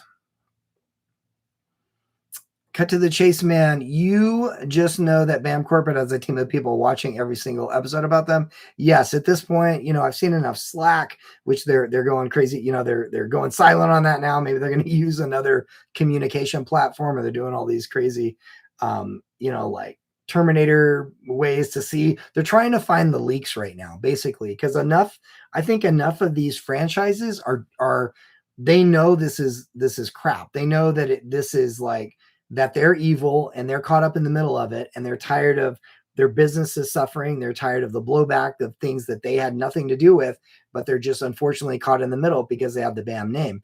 And they're speaking up and now they're trying to find a resolution too out of their frustration. And so a lot of them are sharing things and their experiences, and that's what they don't want. So I think BAM Corporate's trying to find who the leakers are and who's fielding this information to the YouTubers and how dare they tell our secrets on there and stuff like that. So I think a lot of them are they're watching basically. And I've seen a lot of things where a lot of them that are in support that are either corporate stores and stuff, they've named a lot of us in some of those things. And I'm like, okay, so they're definitely watching at this point. So Rose Double O investigates. What do you think? What do you think the biggest barrier to exit is for those franchises you've spoken to? Also, what do you think about the TMP YouTuber social attack Slack channel? Seems demonstrative of bad faith. Yeah, that's the one. That's the one I was talking about. The TMP YouTuber social attacks. Like I said, we're not trying to attack them socially. We're trying to stand up for something and using the platforms we were given to right your wrongs. You know what I mean? Or try to hold your feet to the fire, BAM Corporate, so you can do the right thing. Finally, you've had so many chances to do the right thing and you're still not doing it. So it's crazy. I think that The biggest barrier is that they're afraid of losing everything. Because, like I said, a lot of them have a lot of their money wrapped up into their stores. They have their houses mortgaged and stuff like that. And there's stores that have closed down where legitimately the franchisee had to declare bankruptcy. They've lost houses and now they're living with others or renting, trying to build it back up or to find their way of life again and stuff like that. So I think the biggest barrier is they are scared because they see BAM corporate, as soon as anybody speaks up, they're suing the shit out of everybody, or they're given these cease and desist and stuff like that. So they've seen it, and that's what I think they do. They intimidate them and saying, the contract is this. We hold all the cards, and if you do this or you step out of line, we're going to squash you. And they have evidence of doing that. So I think that's their biggest barrier, is that they're afraid, and they might not know how to do that, how to go independent, or they're afraid if they do and they take that leap and do it, that they are going to get sued into oblivion and lose everything. But I say that the way things are going and the way corporate's handling things, they're going to go down anyway. And it's just a matter of, do you want to go down with that ship, or do you want to go down fighting and maybe, do something different? Because a lot of these that have been in the communities for, I don't know how long, X amount of years or anything like that, they have people that they know, even people such as myself, that I told you I'd go there to my local BAM like 4 or 5 times a week sometimes. And if this BAM or any other one switched and they said, screw you guys, we're going to do this thing. And, like I said, BAM corporate, they can't even pay their legal fees right now. So they're not going to be able to sue 250 people like all at once. Like, it's just not going to happen. So the ones that are brave enough to step out and do that, I think the Lego community would support them. And that's one thing I'd want them to know. Like, if you guys are on the fence and you're scared and you don't want to go bankrupt because of these a-holes, you know what I mean? Do stand up. We will support you, and we will figure out a way to do that. So that's the biggest challenge. I think they're just scared of losing everything, but them losing everything is on the line right now. And so it's very critical what they do in the next, X amount of time, because we don't know with like a bankruptcy or how long these things are going to last, but they're definitely hurting right now. And I think the biggest barrier is just that they're scared.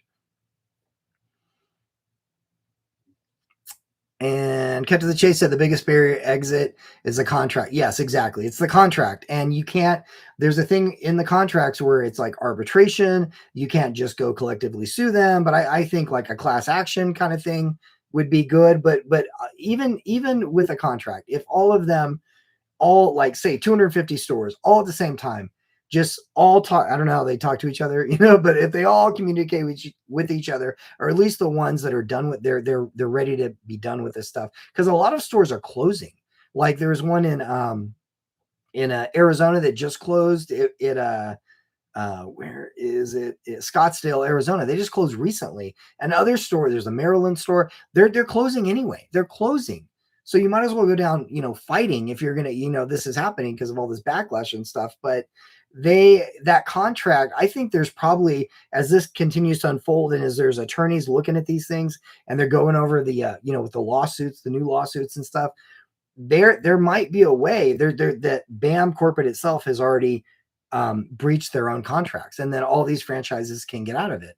But I think collectively 250 of them say all at the same time, stop paying their franchise fees, stop paying their royalties. And then they had a way, they had the resources to pivot and then start like from one day to the next. And now they're their own new thing. They have the resources and the people coming together to help them do that all at the same time. What are they going to do? They're not going to sue all of them at the same time. Like I said, they do just collectively say, screw you. And then there's no, like, who's buying a brand? There's a lot of people that are caught in this. And there's even a store here in Idaho that just, they had their, what's it, 16th, they had their grand opening yesterday. And I think they've been working on this for a year or something like that. So I feel so bad for any of the ones that are caught in the middle of this, that paid their money. They can't, they feel like they can't get out of that contract. And now they're opening their grand opening. What did that grand opening look like? But who in their right mind right now, knowing all this stuff, if you have X amount of money, you have $250,000 sitting in there, you're like, you know what, I want to start my own business. All right, who's signing up for BAM franchising now? So I think that part's over. not the ones that are already signed before all this crap happened and now they have to open and they're kind of caught in the middle like everybody else. But who's investing in BAM now? Who's buying franchises for real? Like no one's doing it. So that model is eventually going to burn itself out. So these, I think they just need to switch and jump ship. Yeah. So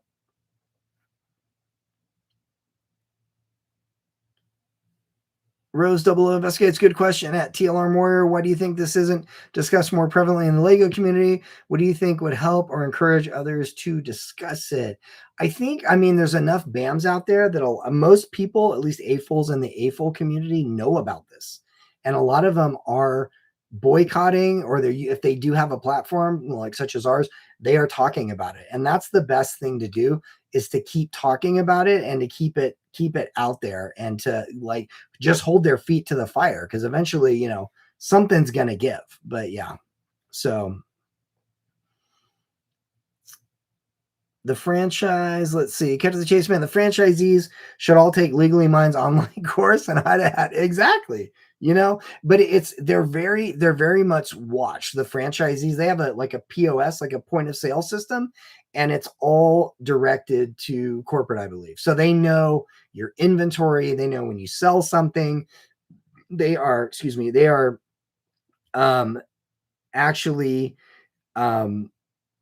like they're in your bank accounts and stuff like that. So it's crazy. They have, you know, they can call the people that hold the lease and get the keys from them. They have a thing written in there where they can come and get the keys and come and inspect your store at any time. So they've written it stacked against these franchisees. They it's totally in favor of the house, which is BAM corporate. So it's crazy. So TLR Warrior, Adam bring U-Haul will come under the spotlight. Yeah, maybe. And maybe, you know, there's other, like that we were talking about before with the Brimhall thing. Does he know? I think there might be other percentages in the company, and it may be Adam, it may be his other children that own a certain percentage of Bricks and Minifigs too. So there might be other owners out there that we're just not aware of, at least on paper, like it right now. Randy on the Run, did you see Ecobiz's video about 10 owners banned from the Slack that were sent violation letters? Yeah, they sent them. They banned them from the Slack, and they sent them this is what you've done to breach your contract. And that's kind of like their MO. But what I'm saying is, now that this is, you know, now that it's known, are all these individual franchisees, now they can't see the communication. So they're just waiting there to see if their store is going to be hostily taken over in the middle of the night. Imagine that. You're waiting. You don't have communication. You don't see it coming. And you're just kind of waiting in fear. Are they going to come? They'll take it, man. You know what I mean? Like at this point, if everybody watching now, it's going to be different. Before, nobody, the whole world wasn't watching. The internet wasn't watching. So to come take it in the middle of the night right now would be insane, because they're gonna be tweeting it. They're gonna be tweet X, you know, Twitter. They're gonna be putting the messaging out there, and there'll be people filming it, and it won't be the same. You'll have, like, you know, say they come over, and then they're like, these people that own the franchises, they should have all their friends and people in the community on their, you know, on their short list. So people come up, you know, these people come in, corporate comes in with a U-Haul, you call everybody, you know, and have them all film at the same time. I'd just be out there outside of the store, and then it's going to be posted everywhere. How many times are they going to be able to do that? But yeah, I think it's crazy. Crazy. Yes, I did definitely see that. I watched that today. Let's see. Digital Hippie, we're not attacking. They did it to themselves. Yes, exactly. We're not attacking them. They are crazy. It's crazy, but people that do evil things don't want people talking about it. They don't even want people knowing about it. And so that's why they're super the way they are right now, because they think we're all attacking them and stuff. I'm like, dude, I was sitting here minding my own business, playing with my Lego and building things with my kids and all the things, enjoying it. And you came in and crapped on my happy place. So we're going to talk about it. You know what I mean? Crazy. Candy Melon Art, is that bye? Does that mean you're out? It's late. Yeah, it's midnight. Oh my gosh, it's midnight. Yeah, besides that contract. Yes, exactly. TLR Warrior Rose thinking that Cookerly PR campaign paid off major players to ignore it, in my opinion. Cut to the chase. I'm surprised more people haven't covered Crystal's lawsuit to BAM. Well, I think it's so new. And if you guys watching, there's actually something coming up on our channel later this week. And so we're going to be talking about that. That's all I'm going to say. That's all I'll say on that one. At Steve Ash 4772, part 4 will bring this back into the forefront. BAM should do the chicken dance to keep that from happening, but there's zero chance they will make a good decision. Yeah, I mean, that's the thing. If I were that dude, I was in that position, I would definitely be like, am I going to do the chicken dance? But you're dealing with someone that, and I'm not a psychologist or anything like that, but I have a lot of experience with narcissistic behavior in my past. So I have had to deal with that in the past, and it does definitely look like that with him. And he's not going to say, they've not said sorry for one thing or admitted any single thing. They have not admitted anything. So I don't think he has any like the humility in him or the ability to even contemplate saying I'm sorry, much less doing the chicken dance, as much as we all would like to see that. So that'd be cool. I'm surprised also. Digital Hippie, Lus, Echo, and Barbecue Counselor all covered the Crystal Rico charges. Yes, true. Yes, and they're doing a good job, especially Lus and like Barbecue Counselor and even BJC Live, because they can handle, like, they can go over the documents, the court documents, and even all the legal stuff, and actually, put it in plain speech for some of us. And it's good that they're covering that stuff, because they can go do like an extensive deep dive and say exactly, legally what all these things mean. So I think all the legal channels that are covering this, I appreciate all you guys doing that. June Shun 6197. Yes, I watch TBH, Lus, BGC, Barbecue, EBS. They are all on it. Okay, yeah, exactly. They are on it. In Disguise 77. Are you in disguise right now? Do you think that any of the DA's office will eventually press charges, or will BAM get away with things criminally? That depends. It depends on which DA and stuff. It's like, it just seems like there's a lot of things going on in Utah that are crazy. Even with this thing, the new thing Ben did, and investigating that school or that institution, is still in Utah. It's in Provo, Utah. So I think a lot of it has to do, unfortunately, with, who and how much money you have, and then what your reputation. It's just a lot of behind the scenes stuff. That's why we all have to continue to hold their feet to the fire. And even if they get away with all or whatever, we all know it's wrong, and we're not going to let them forget that. You know what I mean? So I'm not sure criminally they're really good at getting out of things. So I can't say if they're going to be held accountable for any of that stuff, but then, it just remains to be seen.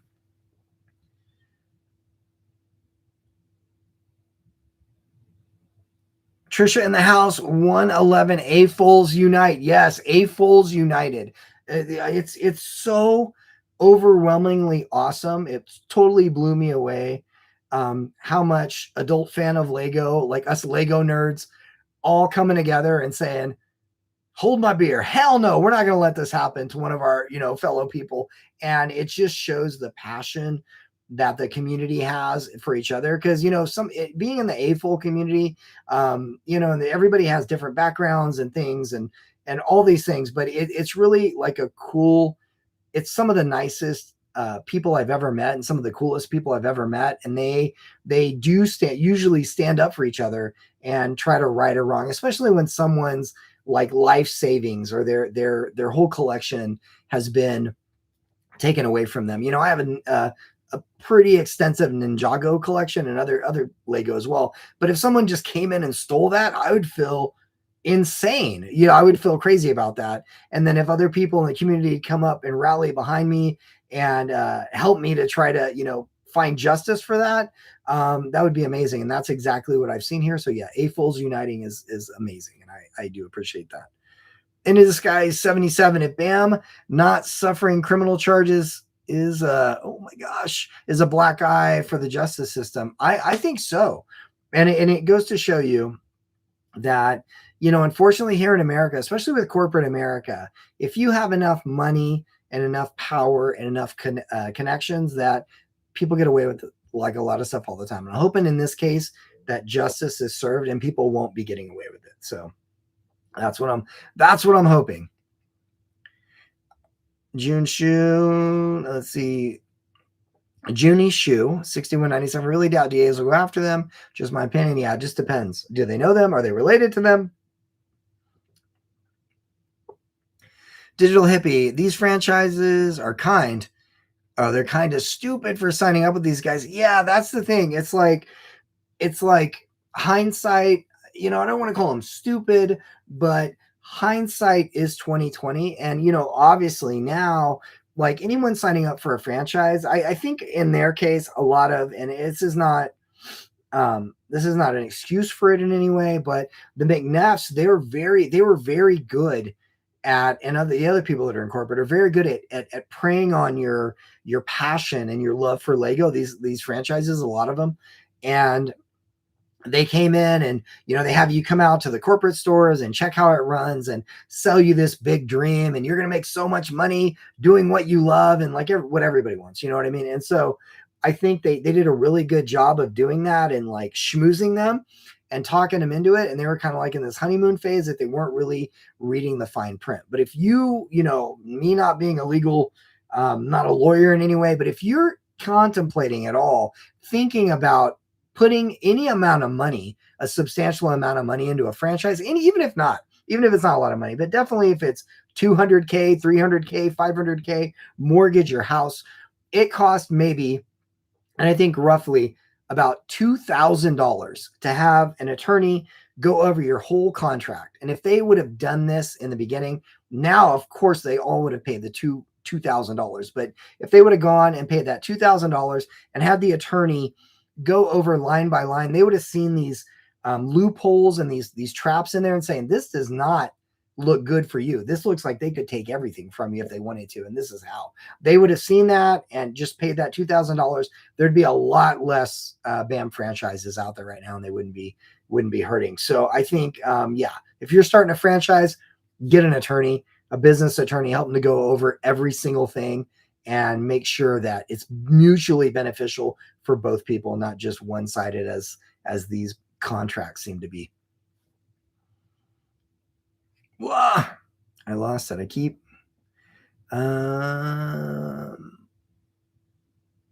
Bobby Lava 6171. I think you're absolutely right. BAM disclosures show they had relatively low cash reserves. Legal fights are burning through that cash fast. I'm waiting for the store owners to file a class action. Exactly. I don't even think they could, if they all, 250 people all did a class action against them, and it's written in there that they have to go through arbitration or stuff, but it's, or if they just simply just walked away all at the same time, I don't think they could do anything. I don't think they could actually sue everybody. What are they going to do? Sue one person and then the other 250 are going to be, or 240, whatever it is, are going to be just fine. I think they should all collectively just say sayonara and just go do their own thing. Look at the fraud floating by. Yes.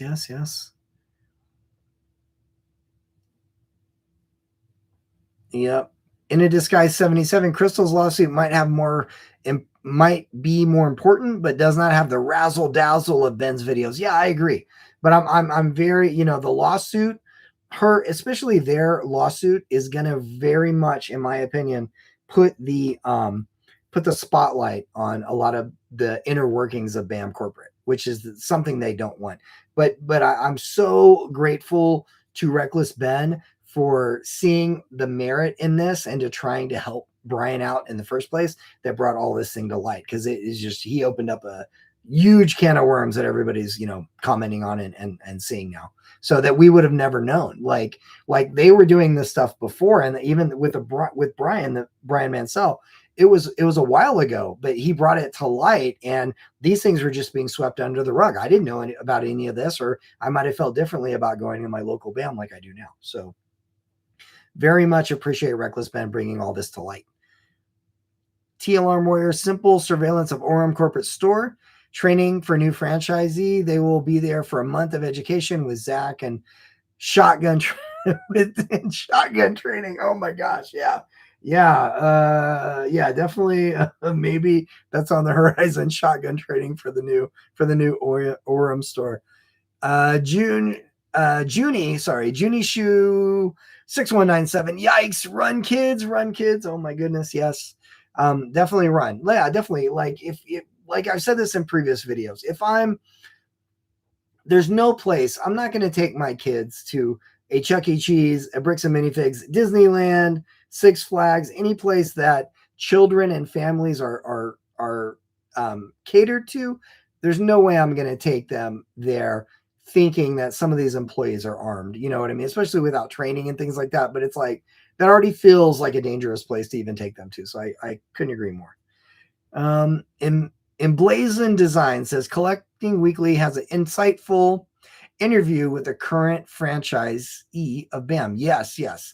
And I think I know they had a podcast and they were going to release it early on. They were going to release this podcast early on, but they got a cease and desist from BAM Corporate. And because they did that, it kind of scared them a little bit.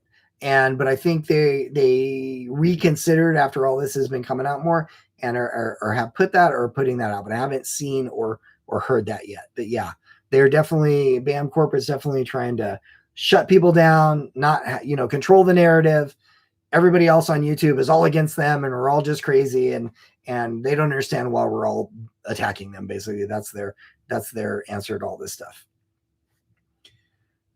Jesus is King 343. Do you think if BAM goes under that they will give the franchisee a chance to run the store independent from corporate, or will they lose everything as well? That's a good question. That's a legal thing. And if BAM just goes straight bankrupt and say that dissolves all these contracts, and I think the franchisees all have leases in place, and then hopefully they can just start a new LLC and call it, whatever they want, Bricks, Brick by Brick or whatever, whatever they want to call their store locally. And I'm hoping if they go down quickly, that they can just move on from that. So that would be the best thing in my opinion. I hope they can all survive because the AFOL community, once they're away from corporate, would definitely support them in my opinion. And Cut to the Chase says, TLR Warrior Collecting Wiki were the first YouTubers to cover Brian's collection and theft. Yes. And then BAM came in shortly and gave them a cease and desist and said, if you talk about this, we're going to continue to talk about it. We're going to sue you into oblivion, which it kind of scared them for a minute. And it was real new. So I understand that. But now that more people and everybody's like talking about this, I think it gave them the courage to come back, and come back and talk about it, which I'm glad they did.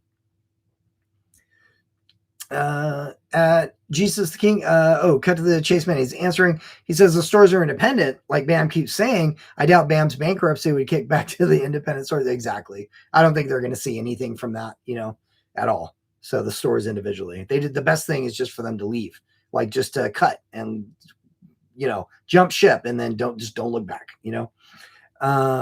Let's see. Nigel Weatherbone, the BAM market is way oversaturated. Yeah, it is.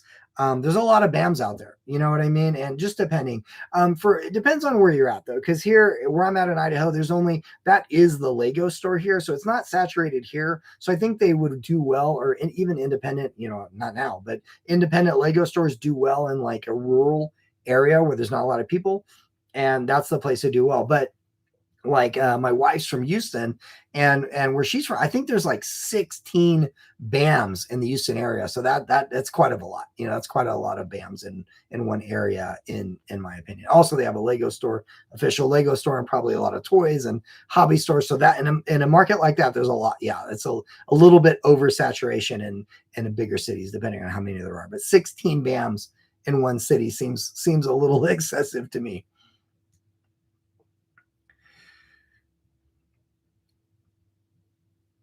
Yep.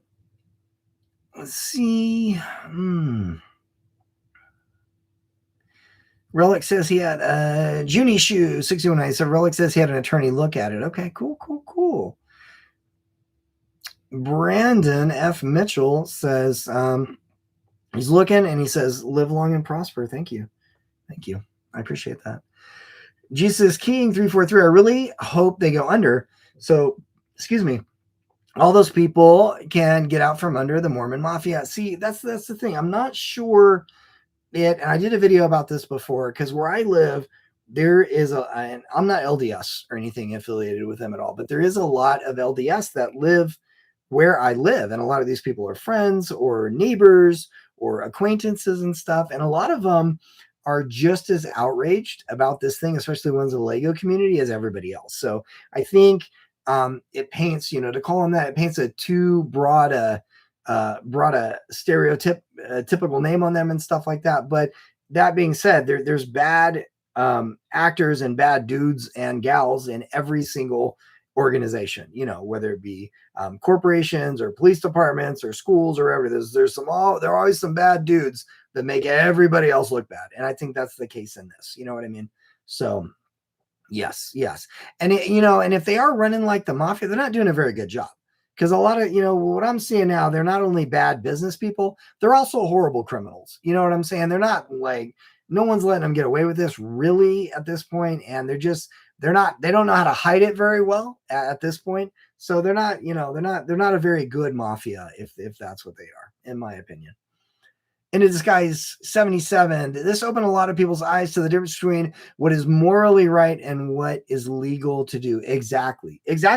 Because when they went in there and they took ownership of that Kaiser store of Crystal and Ben's Gorman store.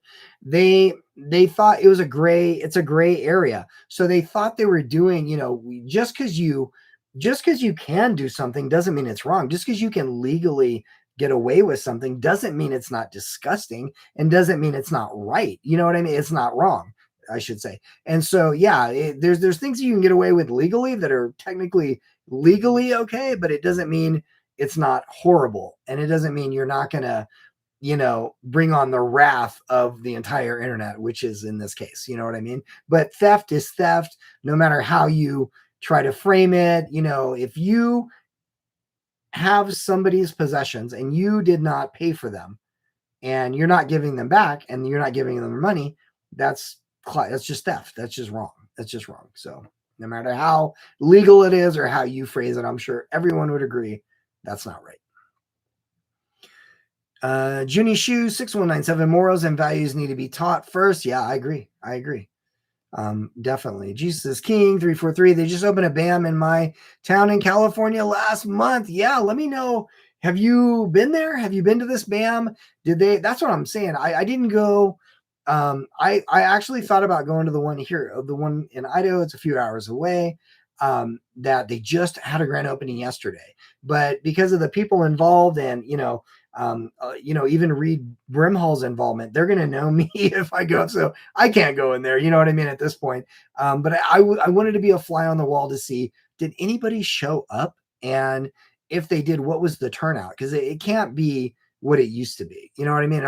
All these are these people I just feel bad for the franchisees that are just now opening during the middle of all this. They have to have like this amazing, they put all the work and money into this grand opening and maybe nobody's showing up. I don't know, but I'd love to know. The one that, does it look busy? Even the one that I used to go to here, when to be honest, when I'm driving by, there was always people there and I'm trying to find a parking space and stuff. And now when I drive by, which I don't stop anymore, it looks dead. There's like one car maybe, but that might be for the pizza place next door. I'm not even sure, but it doesn't look like the happening place that it used to just a few months ago. So Rose 00 investigates. Do you think Ammon actually knows he's full of shit and just okay with it? Or is he too unaware to understand that he is full of shit and legitimately thinks he's a genius? I think it might be, it might be that he doesn't know. Like, I think it's like, like that narcissist thing going on. Because just the fact that he can't admit wrongdoing, can't say sorry, like I just messed up, you know what I mean? This looks bad. I'm so sorry. How to make it right. Even from a PR standpoint or anything like that. I think he's so at this point full of himself. Like he's maybe never been told no as a child, and he's never really had to face any real consequences. You know what I mean? And so I think that he doesn't know how full of shit he is. I think he really believes his own hype. And I really believe that he just doesn't think he's wrong in it, and it's all being done to him. He's the victim, and we're all just against him and stuff. I really think he's not aware. I mean, that's my opinion, but I think that he's just not aware of how full of shit he really is. And of course the five, like he's famous for saying I'm always 5 steps ahead, and just the fact that he's talking about I don't really see people as human. I'm like, okay, dude. These kind of statements lead me to believe that he's definitely not knowing just how full of shit and how wrong he is at this point. I think he's still believing that he's totally in the right. So Junie Shoe 6197, that would be great. Release them all. Wait, who are we releasing? Maybe I missed something. Sorry about that.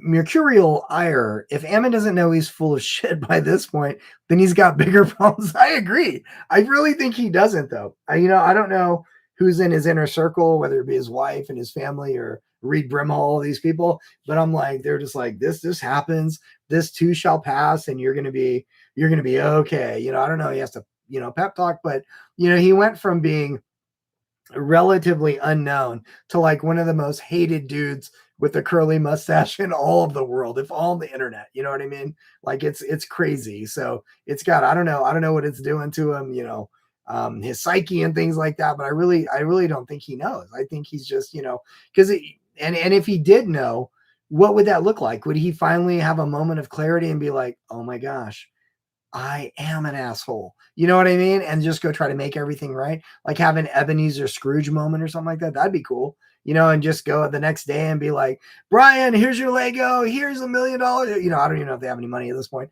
but like just to go try to make everything right. That would be amazing. But I don't think he's there yet. So cut to the chase, man. Signing a franchise is like getting married. They don't think it'll go wrong, so they don't look at the consequences of it till it goes wrong, or till they don't look at the consequences of it going wrong. I agree. Like a lot of these, like I said, they were sold the dream, and they're looking at stores and they're like, I get to get paid to play with Lego and to sell Lego and all this stuff. And they were like, yeah, it's gonna be awesome. You know what I mean? And I think they just got caught up in the hype. But it's like when you sign on with a franchise, whatever that franchise, the corporate does, you are in it. You know what I mean? So if they do amazing things, you get all the amazing benefits. And if they do really scummy, crappy things, like in this situation, you're getting all the backlash from that. So whatever they do, good or bad, you're along for that ride. And for that reason, for me personally, I wouldn't do a franchise just because, one, I don't like people telling me what to do. I don't like I wouldn't say I don't like following rules. Kind of I don't, but I don't want anybody else to have that much control over my business and what I can do. I rather just do it on my own merit, sink or swim, and just be that. That way, if I fail, it's on me. It's not because, like in this situation, corporate clowns are doing all this bad crap, and then all these people are suffering, and they're not doing a damn thing about it. They're letting it all burn, and they don't care. So that's just me personally. But yeah. So yep. Emblazoned Designs. If BAM goes down, wouldn't they take the franchises with them, as apparently BAM holds their leases? Yeah, I think I'm trying to figure out. I think the franchisees that I've talked to, it's their own lease.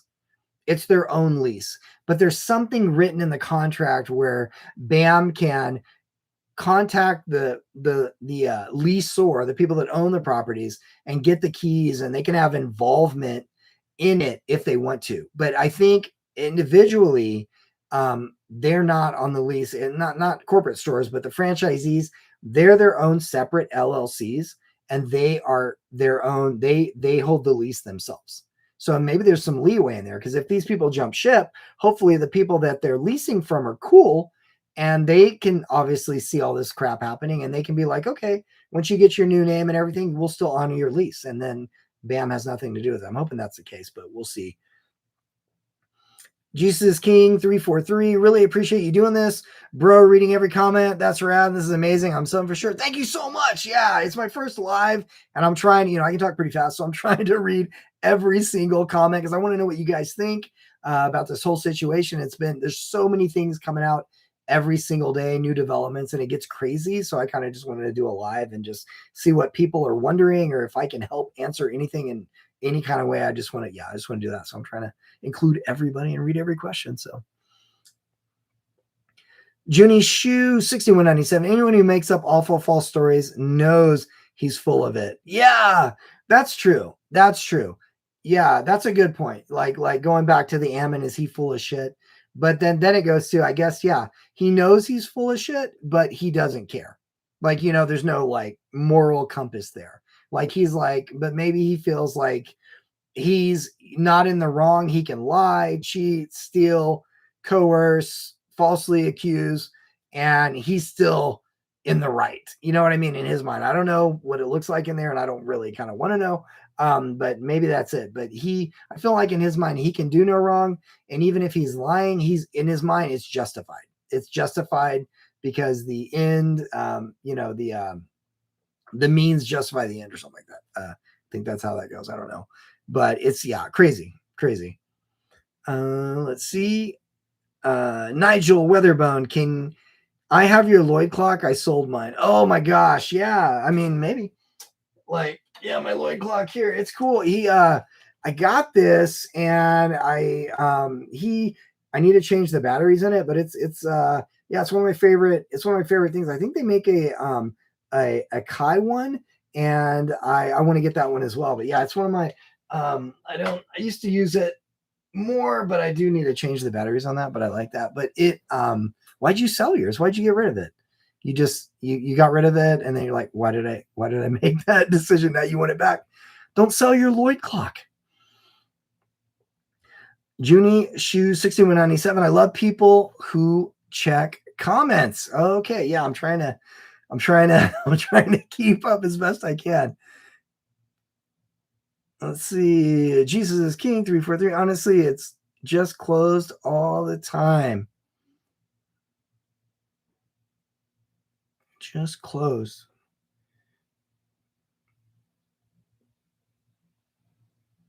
Oh, dude.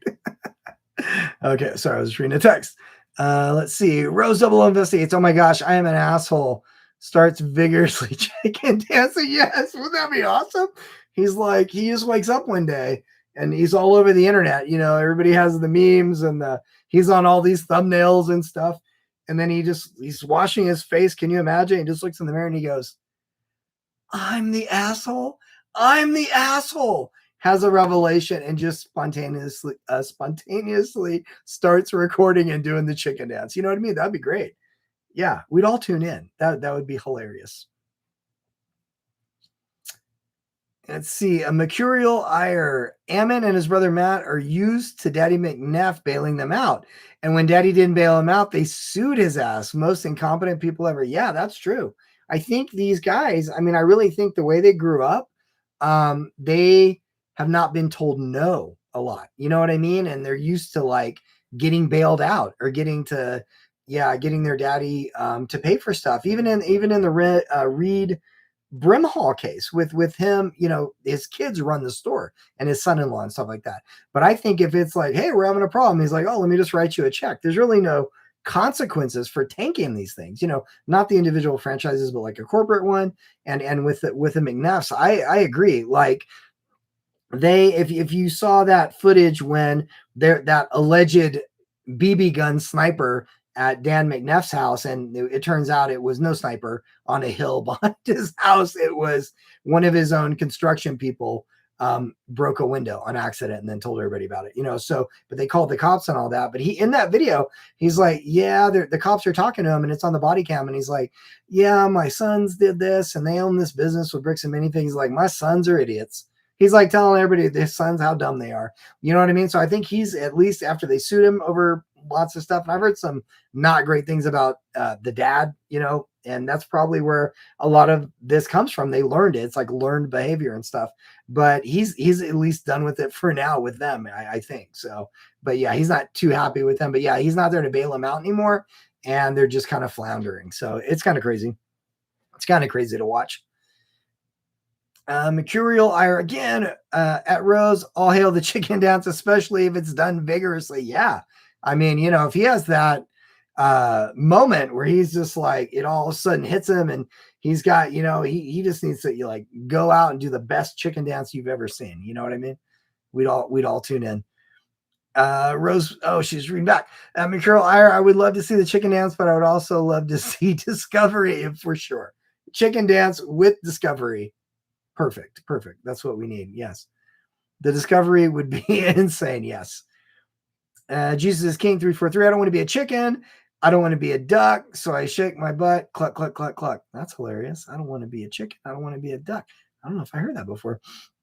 The store that just opened in my town says open, but when you show up, it's always closed. It's odd. Yeah, that's what I'm thinking. There's like I said, the one here is the one that's by me. It's 30 miles away, but they are significant less traffic than they were before. And of course, I mean, being given the gravity of the situation and everybody that really wants to support the people involved, the people that are trying to do right, they're not going in there. So it's crazy. But I think, that's probably going around to a lot of the stores. And a lot of them have closed down, a lot of BAMs. And I don't know the exact number on that, but it seems like every week another one is closing. And they're just sitting there. And in the case of some of them, they're just sitting there, even closed with the doors with inventory still in there. So it's just weird. It's just a weird thing, but they just this thing just needs to hurry up, in my opinion. Cut to the chase, man. Ammon would have gotten away with it if it weren't for those pesky YouTubers. Exactly. If it weren't for those pesky YouTubers. Yeah. Ben and his crew, definitely, I think they're very closely related to like the Scooby Gang, the Mystery Machine. And that is amazing. So it's crazy. Yeah, I think so. We're all trying to do our part and to bring this, hold their feet to the fire and help those that are being affected by this, with, including the franchisees that didn't sign on for this shit. It's crazy. And I really appreciate everybody that's looking into this and reporting on it, especially Ben and his team that brought this to light. So yeah, we're definitely like, as you see my little, I like Scooby-Doo. So yeah, that's cool. I'm glad to be part of the Scooby Gang or the pesky kid squad. I guess I wouldn't be called it with this beard. I wouldn't be called a kid, but who knows? I don't know. Let's see. Rose, right. It's so asymmetric. The corporate stores get bailed out with no consequences. The franchisees get churned with no regard to their lives being absolutely destroyed in the process. Exactly. And with even this, sale that happened with the the August 1st release, you know what I mean? It looks like real sus when you have stores that are waiting 3 days, 4 days, 5 days, 10 days to get their August 1st release. And by that time, everybody's already bought them at Target, Walmart, everywhere else. But the corporate stores seem to be doing just fine. Like I called a few.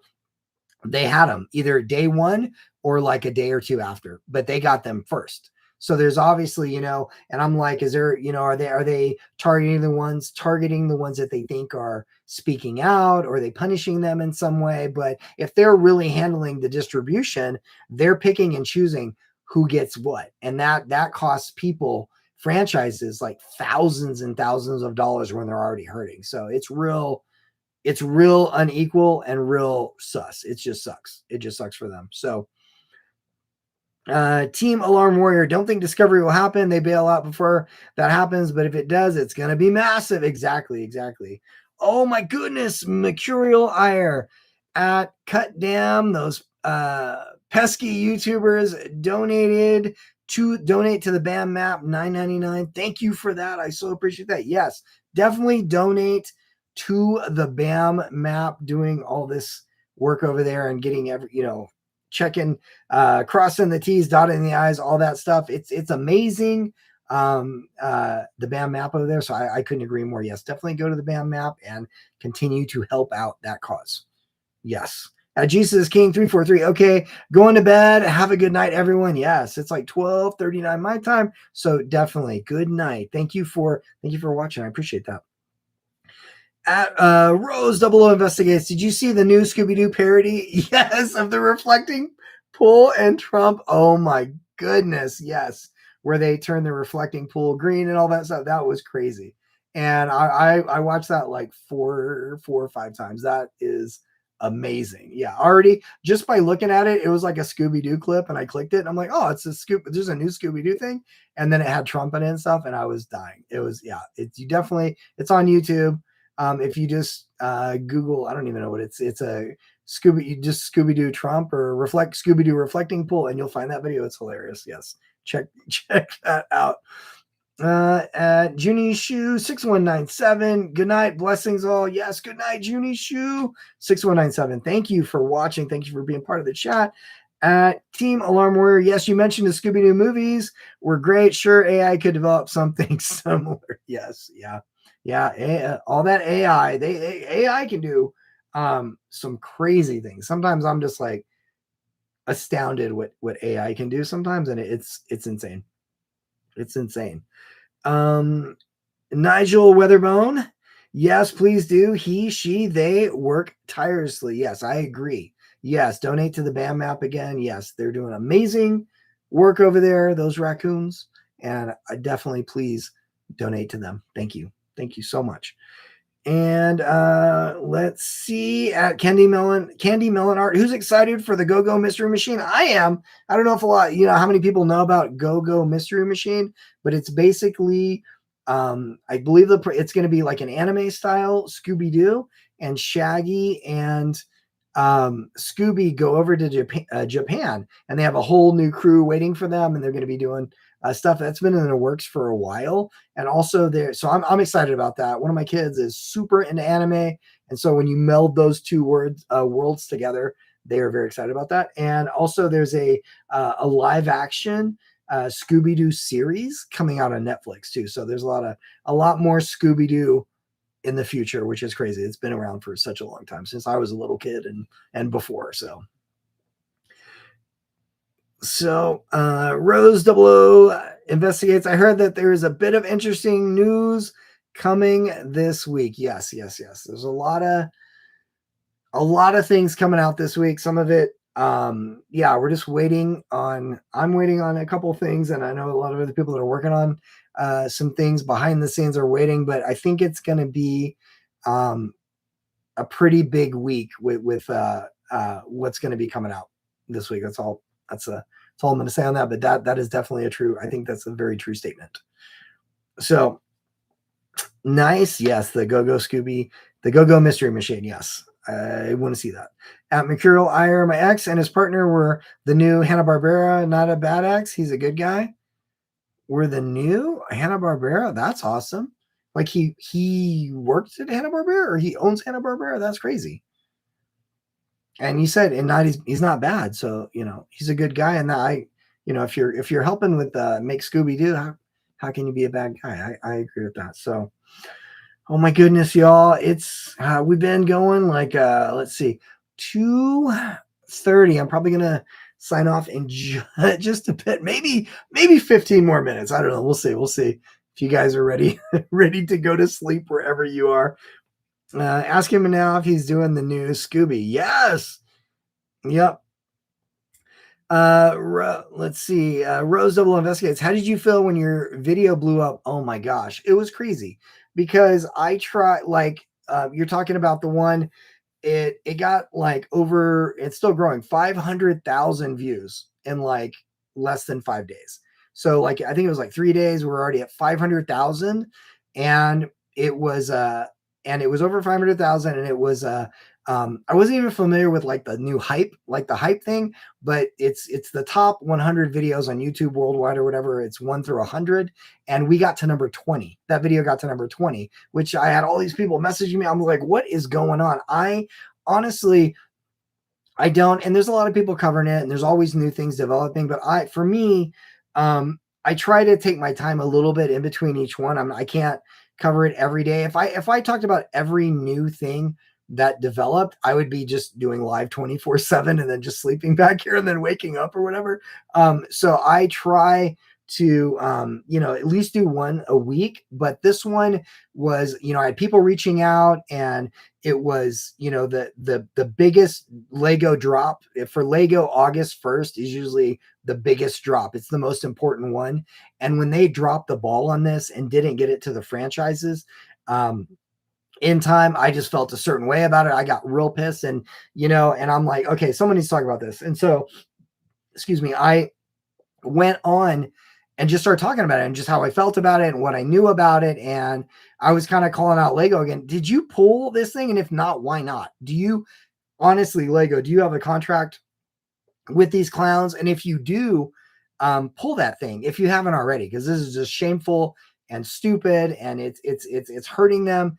And so I didn't know. I didn't have a number in mind when I put it out, but I definitely was surprised at the numbers. Like it kept going, like the analytics just kept going crazy. And I'm like, what number are we on? And I was just astounded. I was like humbled, and I didn't know that it was going to get that much reach, and that YouTube was going to put on the homepage, and it was going to keep going. But I'm so glad it did.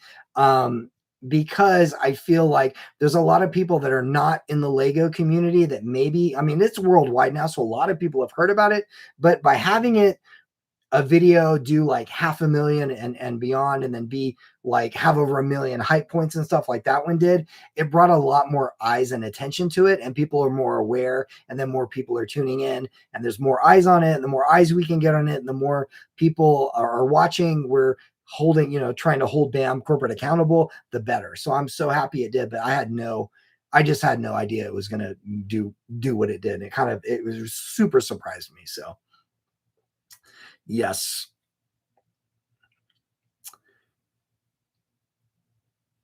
And T Alarm Warrior, do you think some arrests will happen? I'm not sure. The only people I've seen arrested now are like Reckless Ben. So, and the crew and stuff like that. So that's the only arrest. And that wasn't even warranted, in my opinion. That's crazy. I don't know. I mean, as far as jail time and stuff, these guys are pros at, like I said, like getting out of things and setting things up in their favor to kind of just like, if it all goes sideways, they can just kind of slink away with their money or whatever. So I can't really say. I mean, if if one of us, stole something, stole anything, or falsely accused somebody of a crime, or try to collude or do all these different, the things that these guys are doing, most definitely there'd be a percentage that are in jail. So I'm not saying they don't deserve jail time, which I think they totally do for a lot of the things that are just horrid that they've done. But I think that there's a good possibility that they're gonna try to avoid jail time and might not see a day in jail. So on that one, let's see. Cut to the chase, man. Congratulations on your first successful live stream. Good night, folks from New Zealand. Good night. Thank you so much. I really appreciate you being here all the way from New Zealand. So good night. Thank you. Rose Double O Investigates. I can't imagine what it must be like working on this constantly. Oh my goodness, it's crazy. It's crazy. Because it's really kind of taken over. And like I said, I only want to, if I feel something or I see that I can help in any way or bring something to light, that's when I make a video. But before this whole thing, I didn't ask for any of this. And it's kind of crazy because I was just I started the channel just to kind of showcase my hobbies and stuff, my love for Lego. And, I'm going to stores and I'm going to events and things like that, and then showing people builds and just kind of my joy, my downtime, happy place. And for it to blow, this thing to just like a bomb, just blow up in my lap. And it made me change the way I feel about Lego at the time. And it just was a big, like, I call it like a dark mark on the Lego community. And then I just felt so compelled, like I have to say something and I have to stand up for what's right. And so it turned into this thing where, I can't I can't look away, you know, in certain videos, you know, we're all kind of with the legal channels and, you know, like BJC Live or like Lus or Barbecue Counselor, people like Echo Base and Relic and all the people, you know, Reckless Ben, his crew, all the people that are, you know, reporting on this stuff. It's been kind of crazy. And then I'll make a video, which is weird, and then I'll make a video, and then the next day people are talking, they're going over my video and talking about points. I'm like, this is weird. It's just weird to me. It's crazy, but it's always, you know, until we have a resolution, it's constantly part of life right now. So it is kind of crazy. So, but I do want everybody involved. I do want, you know, the Mancells and the Gormans and Reckless Ben and all the franchises. I want them to all be, you know, made right, and it just to be able to walk away from this, and then those dudes to go back to whatever hole they crawled in it, and then we can all get back to, you know, loving, you know, being part of the hobby we love, and then report, you know, not that I won't report on other injustices now, because now I'm like, okay, what else is going on out there that I can talk about too, and not just like, here's my hobby and stuff. But it's definitely taken over, and it's a little crazy to be thinking about it every single day. So yeah. Nigel Weatherbone, what's your favorite Lego set you own? Oh my gosh, that's a good one. I think it has to be this one right here. It's the Ninjago. Let me see. Can I put my camera? Can I tilt it up there? Yeah, it's the Ninjago Movie City. It's so cool. I just yeah, it's my favorite set that I own so far. Yeah, it's my favorite set. It's the Ninjago from the Ninjago movie 2017. The movie, it's the whole like the city, and so it's got a lot of intricate parts and stuff, and it's just really cool. But that's probably my favorite one that I own right now. So let's see. I can't email her. She definitely not Ninjago. Yeah, right. Yeah, definitely. It's not Ninjago. It's the yeah. I don't know. Yeah, my kids are into like all different stuff. They are into Star Wars and One Piece and things like that. So, but for me, and we're all into Ninjago, but for me, it's like, yeah, Ninjago is my favorite theme. And I don't know. I think it's just growing up in the 80s and stuff like that, where we had, you know, I had like, I used to be in martial arts, and then, you know, we had a lot of ninja stuff growing up, I guess, like Teenage Mutant Ninja Turtles and all these things. But something about Ninjago, once my kids kind of got me into it, it just kind of clicked, and we just we bonded over that as a family. So it's always it's mostly Ninjago. I do have other cool stuff like where is it right here, like, you know, like DuckTales and things from back in the day, DuckTales and Rescue Rangers. So anything like that, or like 80s sets, like I was talking about, like the icon sets like the Goonies and like Gremlins and Back to the Future, like all the that big Back to the Future set. And then they have that new the new one that came out recently, the Speed Champion set. That one's awesome. So any of that stuff, I like all that like 80s nostalgia stuff. I like that too. So Teal Alarm Warrior, so pleased your channel getting attention across the world and great to go live. Are you excited and enjoying your first live? Yeah, it's great. It's great. It's like, I'm thankful you guys. I'm like, when I first went on, I'm like, is anybody going to be watching this? I tried to do it at like 8 p.m. my time, and it just I was having super technical issues. And so I'm like, am I even going to do it? Is it too late? Is everybody already asleep? They're already getting ready for work the next day and all this stuff. But I'm like, it was 10 p.m. my time, and I'm like, I'm just going to do it. And then it's been great, like just reading the questions and interacting with you guys. It's amazing. So thank you guys for all the questions and for just being part of my first live. It's amazing. I really actually, you know, I'm gonna probably do more of these. So I really like it. So yeah, thanks.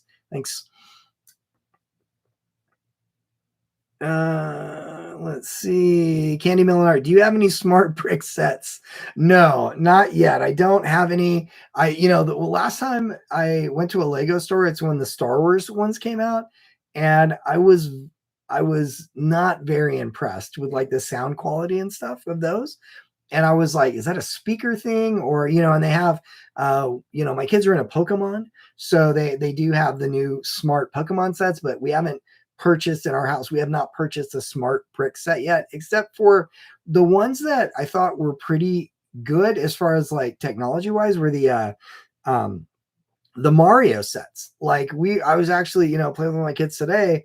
We had Luigi and Peach and Mario, and those will talk to each other, and they emote, their faces emote and all that stuff. And if you put them down, they go to sleep and stuff. It's crazy, but those worked really well in my opinion. And I don't know why the new ones don't work as well as those. So for us, no smart bricks as of yet. So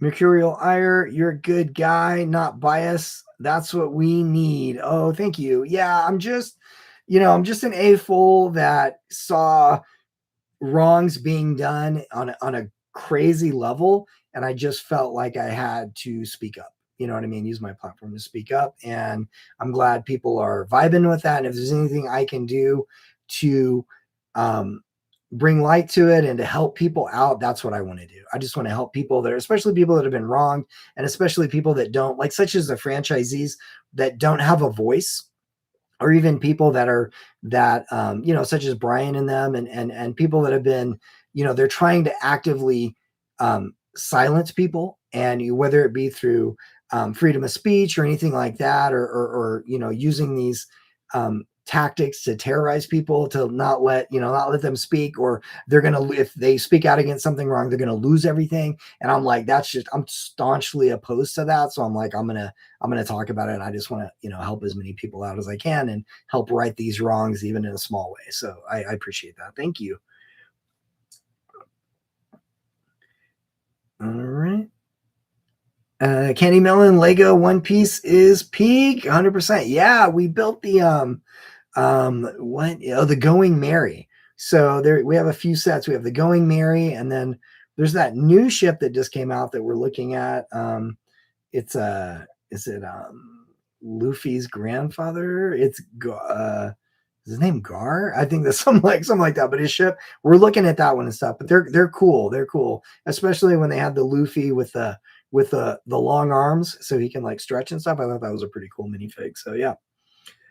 Rose Double O Investigates, congrats on your first like. Thank you so much. Thank you so much for that. I appreciate you guys being, tuning in and talking with all the questions, and just being part of it. I'm so grateful. I appreciate each and every one of you guys. So thank you so much. I appreciate that. TL Warrior sent Sunshine for 200 jewels. Thank you. Thank you so much. Monkey. Yes, thank you for the jewels. I appreciate that. I've heard the jewels before, and I'm like, what even is that? So I'm gonna have to investigate that. But yeah, I have heard of the jewels, and I thank you. Thank you for that. Candy Melon Art, Monkey D. Garp. Okay, that's it. So he's his grandfather, and then he's Luffy's like Monkey D. Luffy, Monkey D. Garp. Got it. So crazy. Yeah. That's all the One Piece lore out there. But yeah, that's some pretty cool sets. So, well, guys, unless you guys have any more questions that need answered right now, or that I can help in any way, I'm probably gonna wrap this thing up almost. It's 12:57, so probably like 3 more minutes, you know what I mean? And I'll just like end it at 1, and then it's crazy. But I can honestly talk like all night for you guys. You know what I mean? I could probably go like 3 more hours, but everybody's got stuff going on and stuff the next day. So I totally appreciate that. T Alarm Warrior, apparently you get paid for Jewel. Oh, Candy Melon Art. No, stay. Okay, I'm staying a little bit, at least a few more minutes. So yeah. How long has it been? It's been 2 hours and 43. Okay. Yeah, like we could do, I could probably stay. Let's see. Rose Double Investigates. What would you say? Ask Ammon if you could have a sit down with him. Oh my gosh. Wow. That is crazy. That's an amazing question. What would I don't even know, because he's gonna look at me with those dead eyes, you know what I mean? I would be like, I guess it'd be, if it's off the record or on the record, I'd be like, what the hell, man? But I'd be like, do you, in retrospect, would you have paid the $200,000? You know what I mean? Would you have done, after all this bullshit that's come out and all this, attention and all this stuff, and you're, top 10 hated on the internet, would you have done, if you had to go do it again, would you just pay that guy, even if he didn't think it was the right thing, just to not be in this hot seat right now? But And then just to see what he'd say, he'd probably, they've asked him this before. I think people have actually asked that. And at the time he's like, no, I believe in a higher set of standards. So I am actually going to, I would have to do the right thing no matter what the cost and stuff. I don't think that's true, first of all. And I think he would probably do it differently if he could. But then at the same time, I can't say I would want him to do that, because if he was just doing it to avoid all this, then look at all the people that would silently suffer without all this coming out, after that. So this kind of opened up that can of worms, and everybody gets to take a peek inside to see how they operate and how many people's lives they're trying to ruin and how it's all come out. So, but I guess I would ask him, yeah, that's one of the questions. I would ask him, yeah, would you, if you had to do it over again, would you just have paid the thing? You know what I mean? So I don't know. But as Ben asked him too, he's like, you can do it this way or the hard way. And he chose, he still continues to choose the hard way. Other than that, I don't know what I'd ask him. Like, yeah, if another question comes to mind, but that's like, dude, was this worth it? Was it worth it? That's the main thing. Was it worth it to do all this, to have this much scrutiny, to be a legit like cartoon villain for the world to bag on? Was it worth it, dude, for $200,000 or $100,000, whatever it, it ends up being? Was all this worth it, dude? And I'd like to see honestly what he would say. So let's see. Trisha in the house. Nigel has a City of Sticks. Cool. Oh my gosh, I have a City of Sticks too. But mine, I haven't opened it. So that's the classic thing. People can Ninjago City of Sticks, which is awesome. It's got like Departed Lloyd. It's awesome.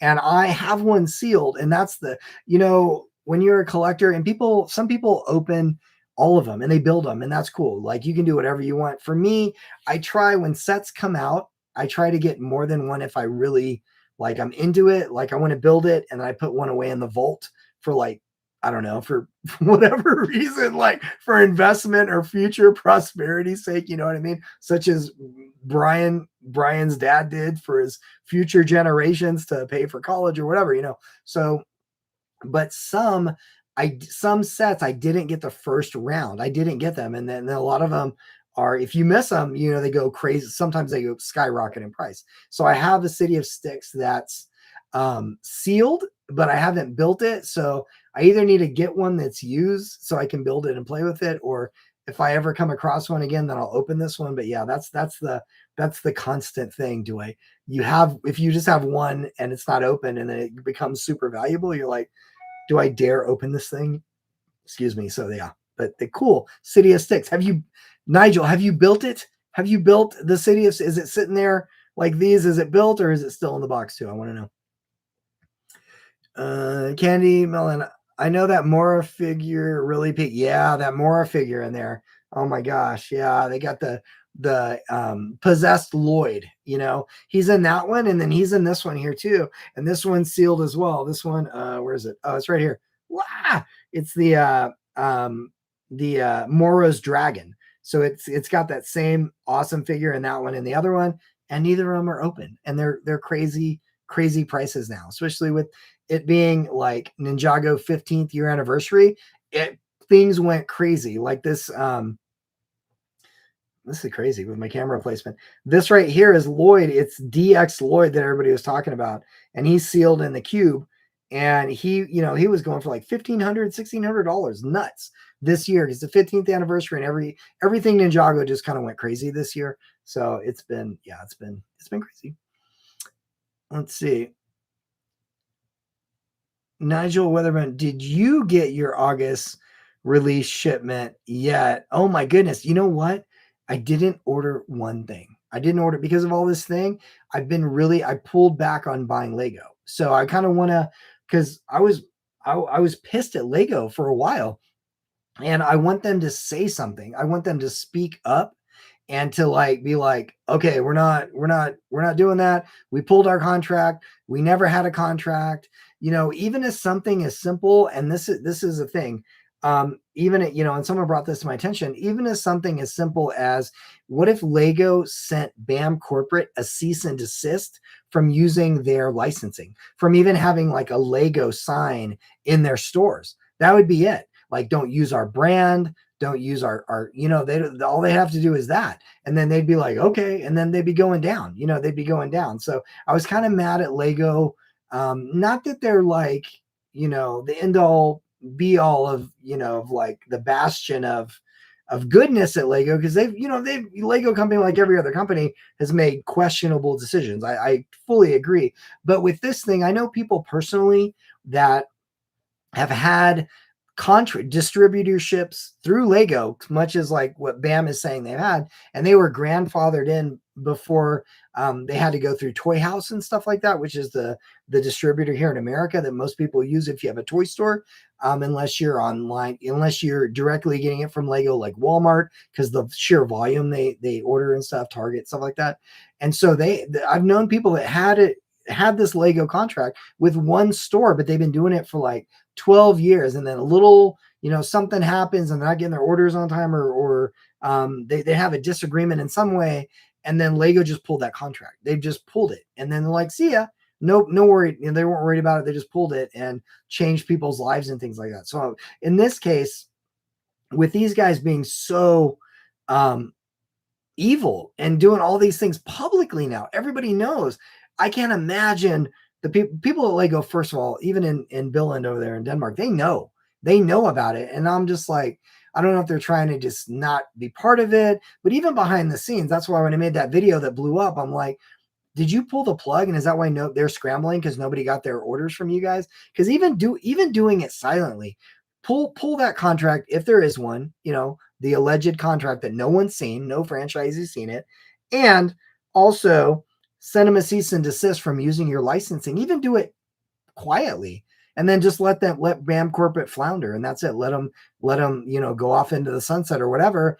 And then I'd have mad respect for that. But I'm just kind of waiting. But obviously, no one's returning my call at Lego at this point to comment on any of this. But yeah, I was a little perturbed at Lego. So because of that, I didn't order. I bought, sets for my kids and things, but I used to be like, okay, what's coming out this month? And I have like a hit list and everything. And I'm like, okay, this is what I want, even Ninjago stuff. And there's stuff I missed out on because of this, because I haven't bought it, because I was just kind of putting it on moratorium until I figured out what they were going to do, like morally, in my opinion. So let's see.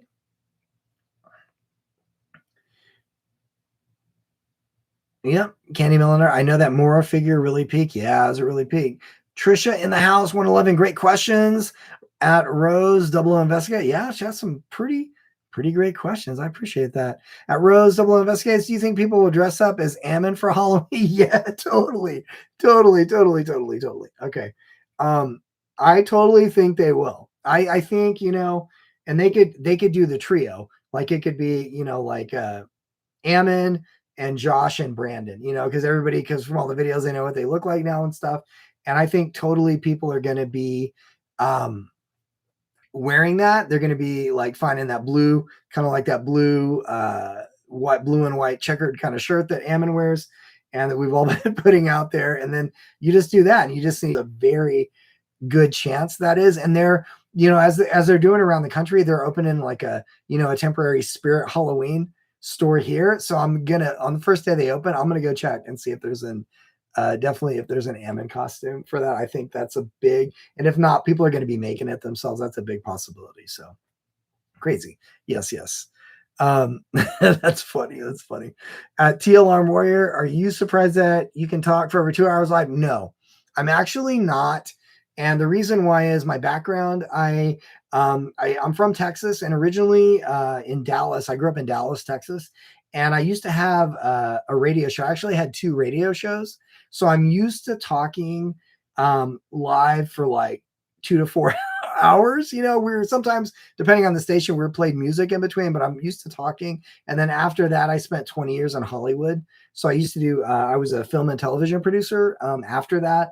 And, I've done acting and stuff. So I kind of talk a lot, and yeah, so I'm used to talking for a long time. And usually when I'm, depending on the subject, and if I'm, passionate about it, I can talk forever. And if some of my phone calls are like 2 or 3 hours. And just like the interview I did with Tavia Marconi, the former manager of the BAM Boise. We talked, like, that video got condensed down to like 2.5 hours, but we were on the foot. We were talking, that video was like 3 hours, 3.5 hours. And we're like, we could continue to do this. So I'm like, we had to cut it off at some point, but no, not surprised really. So, Mercurial Ire at Rose Double O Investigates. I would ask him how he can live with himself, how he can sleep at night, how he can look at his friends and family in the eye while he's hurting so many people. Yes. Wow, excuse me. I do need water after talking that long. So hold on 1 second. Sorry, guys.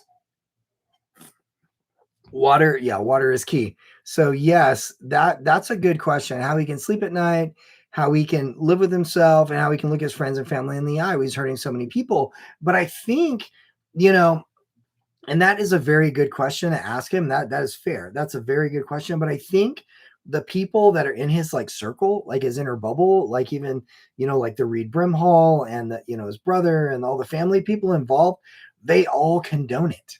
They all condone it. And the reason, so I think he looks them in the eye just well, and everybody says business as usual. And excuse me. And the reason I think that is because when I talk to the person, the son-in-law that works at the Boise store, that's Reed Brimhall's son-in-law, and I called them, asking them. I asked them because I was checking on all the franchises when this first started happening. I was checking on them to see how they were doing after this backlash and stuff. And I asked him, or how are you guys doing? He goes, oh, we're doing good. And I go, you are? And I thought that was odd, but he's like, oh, we're doing great. And this is before I knew it was a corporate store and Reed Brimhall knew it. I was just basically checking on a friend. And and then the thing that blew me away after talking about it, he goes, the real person suffering, the person I feel the worst for is Ammon. And when he said that, I just like almost passed out. I'm like, are you kidding me? It's Ammon is who you feel the worst about in this whole situation. And that's not even they're related, but that's not like a direct family member. That's not like a friend, maybe a friend and a cousin or whatever, but that's not like a wife or anything. So I think for the most part, the people in his family and everybody else, they're drinking the Kool-Aid, and they're just, he would be like, I look at him, and he would probably answer, I look at him just fine because I'm great. I'm not doing anything wrong. So honestly, that's why I think what he would say to that question. That's just my opinion. But from what I've known, my experience and talking to people that are still supporting Ammon during this, which is insane to me, that's what I think that he would answer it. So what do you think, let's see, T Alarm Warrior, what do you think of the McNeff effect in the Urban Dictionary? Yes, that is crazy. Someone told me about that, and I did look that up the other day, and that is crazy. I think that is an accurate depiction of that. Let me look that up real quick, so I don't want to misquote that, but I will tell you exactly what that says. The McNeff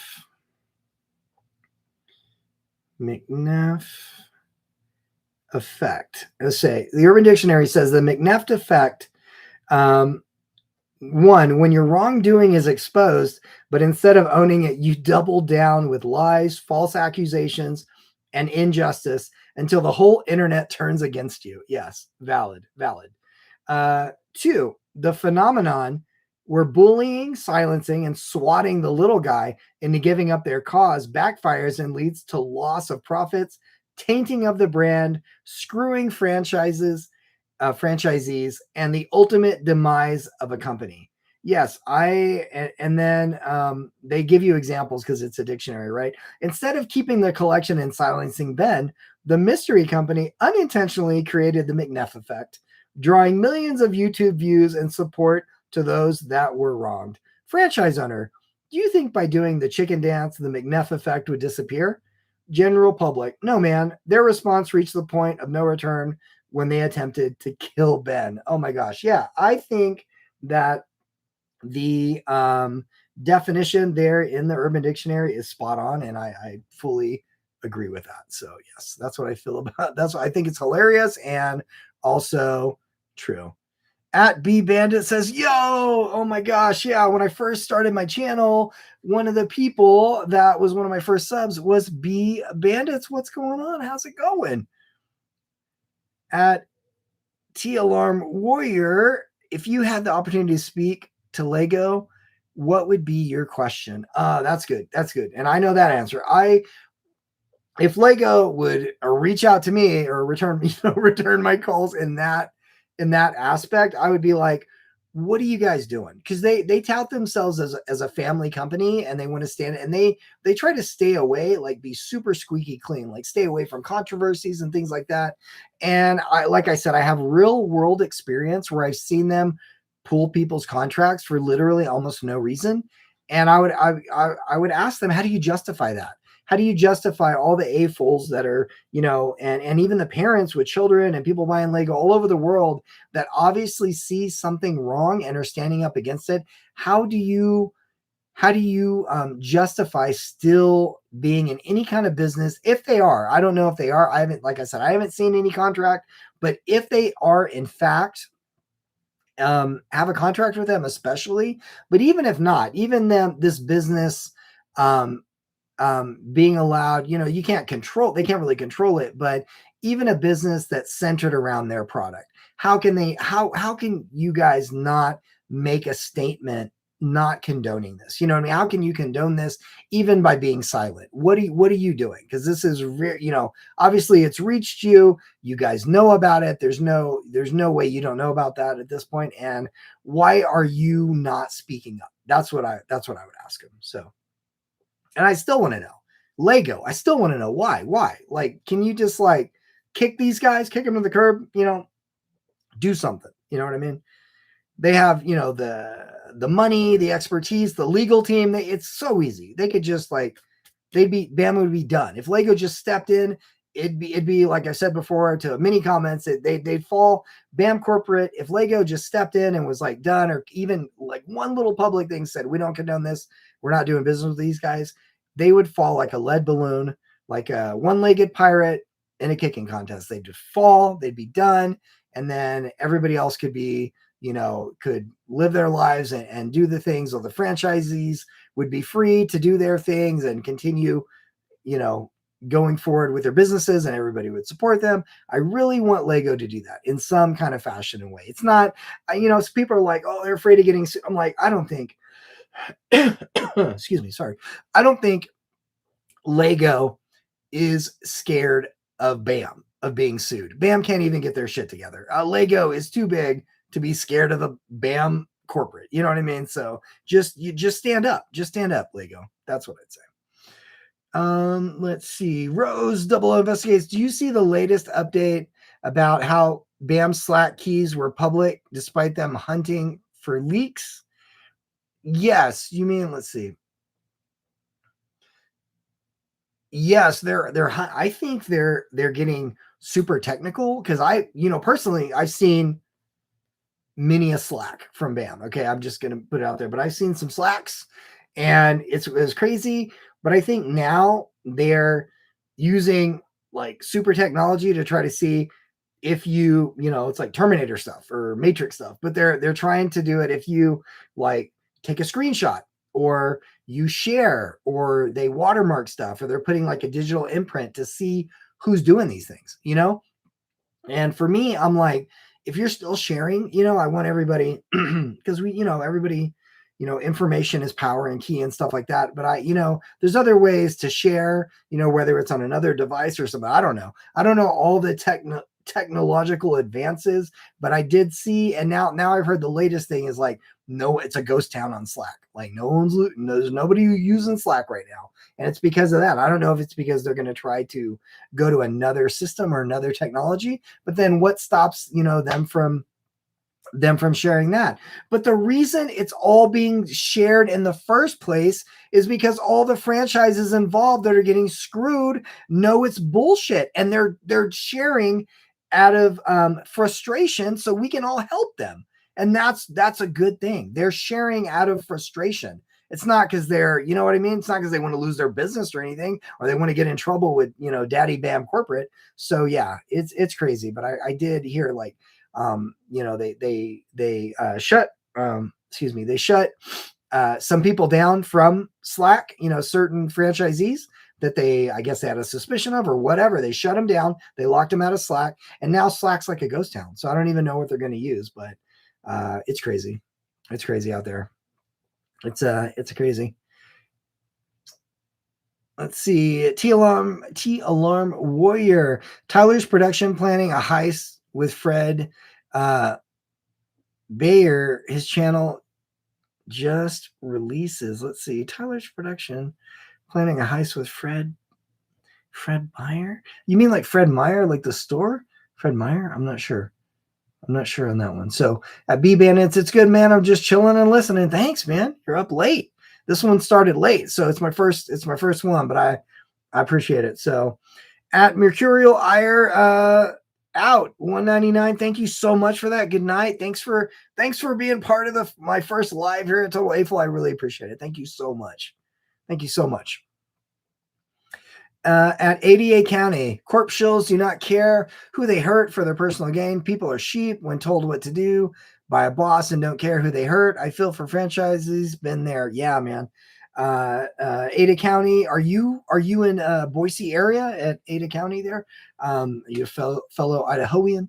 I agree with you. They got the franchises inside, they got them in a certain way where the way the contracts are written, if they have them all scared, and because of what they've done and because of all the stores that they've taken over in a hostile way and don't even tell them or come in the middle of the night, they have you like, if you're going to talk or you're going to speak up about something wrong, even if it's totally wrong, we're going to destroy your whole life. And that's like their MO right now. And so these franchisees are scared, and it sucks for them. That's why I want them so desperately to like pivot and like drop these clowns and then do their own thing, and I know it's easier said than done, but if you don't do anything, if you do not do anything and they end up going down, you're going to most likely go down with the ship too. So you might as well fight for your investment, fight for what you really wanted to do with your Lego store instead of what these con men are doing, you know what I mean, or trying to force you into.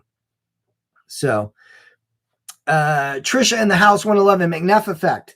When you're wrongdoing is exposed, but instead of owning it, thanks for putting that on. Yeah, it's the one I read. But instead of owning it, you double down with the lies, the false accusations, and injustice until the whole internet turns against you 100%. Exactly. It's legit. There couldn't have been a better definition of the McNeff effect. You know what I mean? Imagine I feel bad. I don't know anybody else named McNeff. So, but there have to be some out there. And so because of these assholes, I'm sorry if your last name is McNeff. I really apologize for you innocent McNeffs out there, but we're just speaking about those two McNeffs at or maybe three. I don't know. So Nigel Weatherbone, Lego gave BAM the ability to call themselves a certified Lego dealer. They could pull that exactly. They could pull that authorization. That's what I'm saying. Like they're calling, they can call themselves a certified Lego dealer. They can have their little, Lego, logos everywhere and stuff, but just pull that crap, man. Just pull your Lego distribution deal, if there is one, and all the licensing. Don't allow them to have your Lego thing there. We're official, because when you even do that, even it seems like nothing, but when you have, you're certified basically by Lego, which I've seen it a lot, gold standard and things like that. That's Lego's seal of approval on you. And by giving them that, they're showing that, yeah, they do all these heinous, dumbass things and evil things, but we approve. And that's bad. That's bad for Lego. So that's one thing they should do. Pull that, give them a cease and desist from this moment on.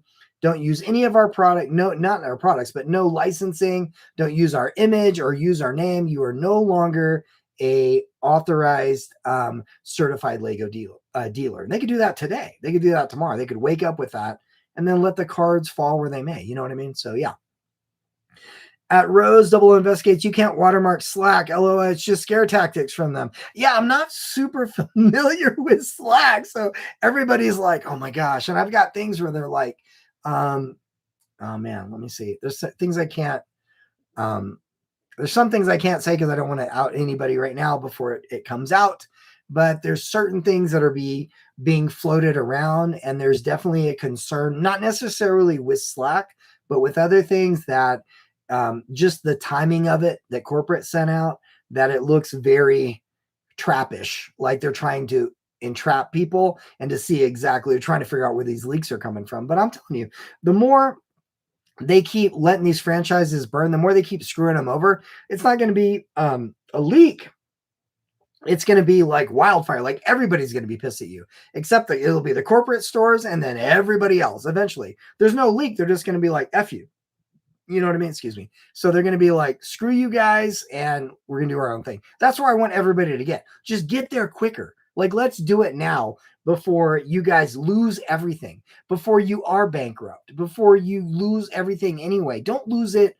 Don't go into bankruptcy for these assholes. You know what I'm saying? Like, stand up and do your own thing. We AFOLs and the community and people worldwide obviously will help you. We will support you. So people are actively working on that, hopefully right now, and we are trying to figure that out. But that Slack thing's crazy. But yeah, they are trying to scare people. Also, they're trying to, like, it's like they're plugging the leaks on this sinking ship. They only have so many fingers, and it's just going to go down. So I don't know, but it's crazy. Good night. Oh yeah, I already read that one. Mercurial. Thank you. Yes, good night. I hearted that. Okay. Yeah. So I don't even know how to do these things. I'm like, can I heart things? At Rose Investigates, good night. Oh, she said good night. Yes, good night. Good night. Ada County, yes, sir. Kuna, they all need to stand up and give the medicine back ASAP. Exactly, man. They get to stand up together, and you're there. You're right there in ground zero with the Boise store. The only Bricks and Minifigs in Boise area is the Reed Brimhall corporate store. So they're most likely the majority controller of all this crap going on. So, I feel for you, man. That's crazy. That's crazy in there. Shout out to Kuna and the Boise area there in Idaho. If you don't fight, he says, if you don't fight, they will take it all from you and you will end up with nothing. Exactly. That's exactly what I'm saying. They're already going down. It's just a matter of time, because they're already getting sued by their own attorneys, and they can't possibly sue everybody. And they're trying to silence their people. They're trying to find leaks. They're trying to do all this damage control that is just out of control. So if you're still with them and they go down, you're going to go down too. So if they don't, in my opinion, like BAM corporate does not care about you. They don't give a shit about their customers. They don't care about their franchisees. They don't care about any of that stuff. It's self-preservation, and their money machine that they were churning and doing, it's drying up now. And they are going down in flames, and they don't care if they take the franchisees with them. So if you have and I get it, it's scary. It would be scary to have your whole life savings in this thing. It would be scary to have your house mortgaged. And if you lose, then you're homeless. I get it. I don't take it lightly that they are scared, the franchisees. But if it's inevitably going to go down that way anyway, fight, man, fight, do something, stand up against these assholes and say, you're wrong.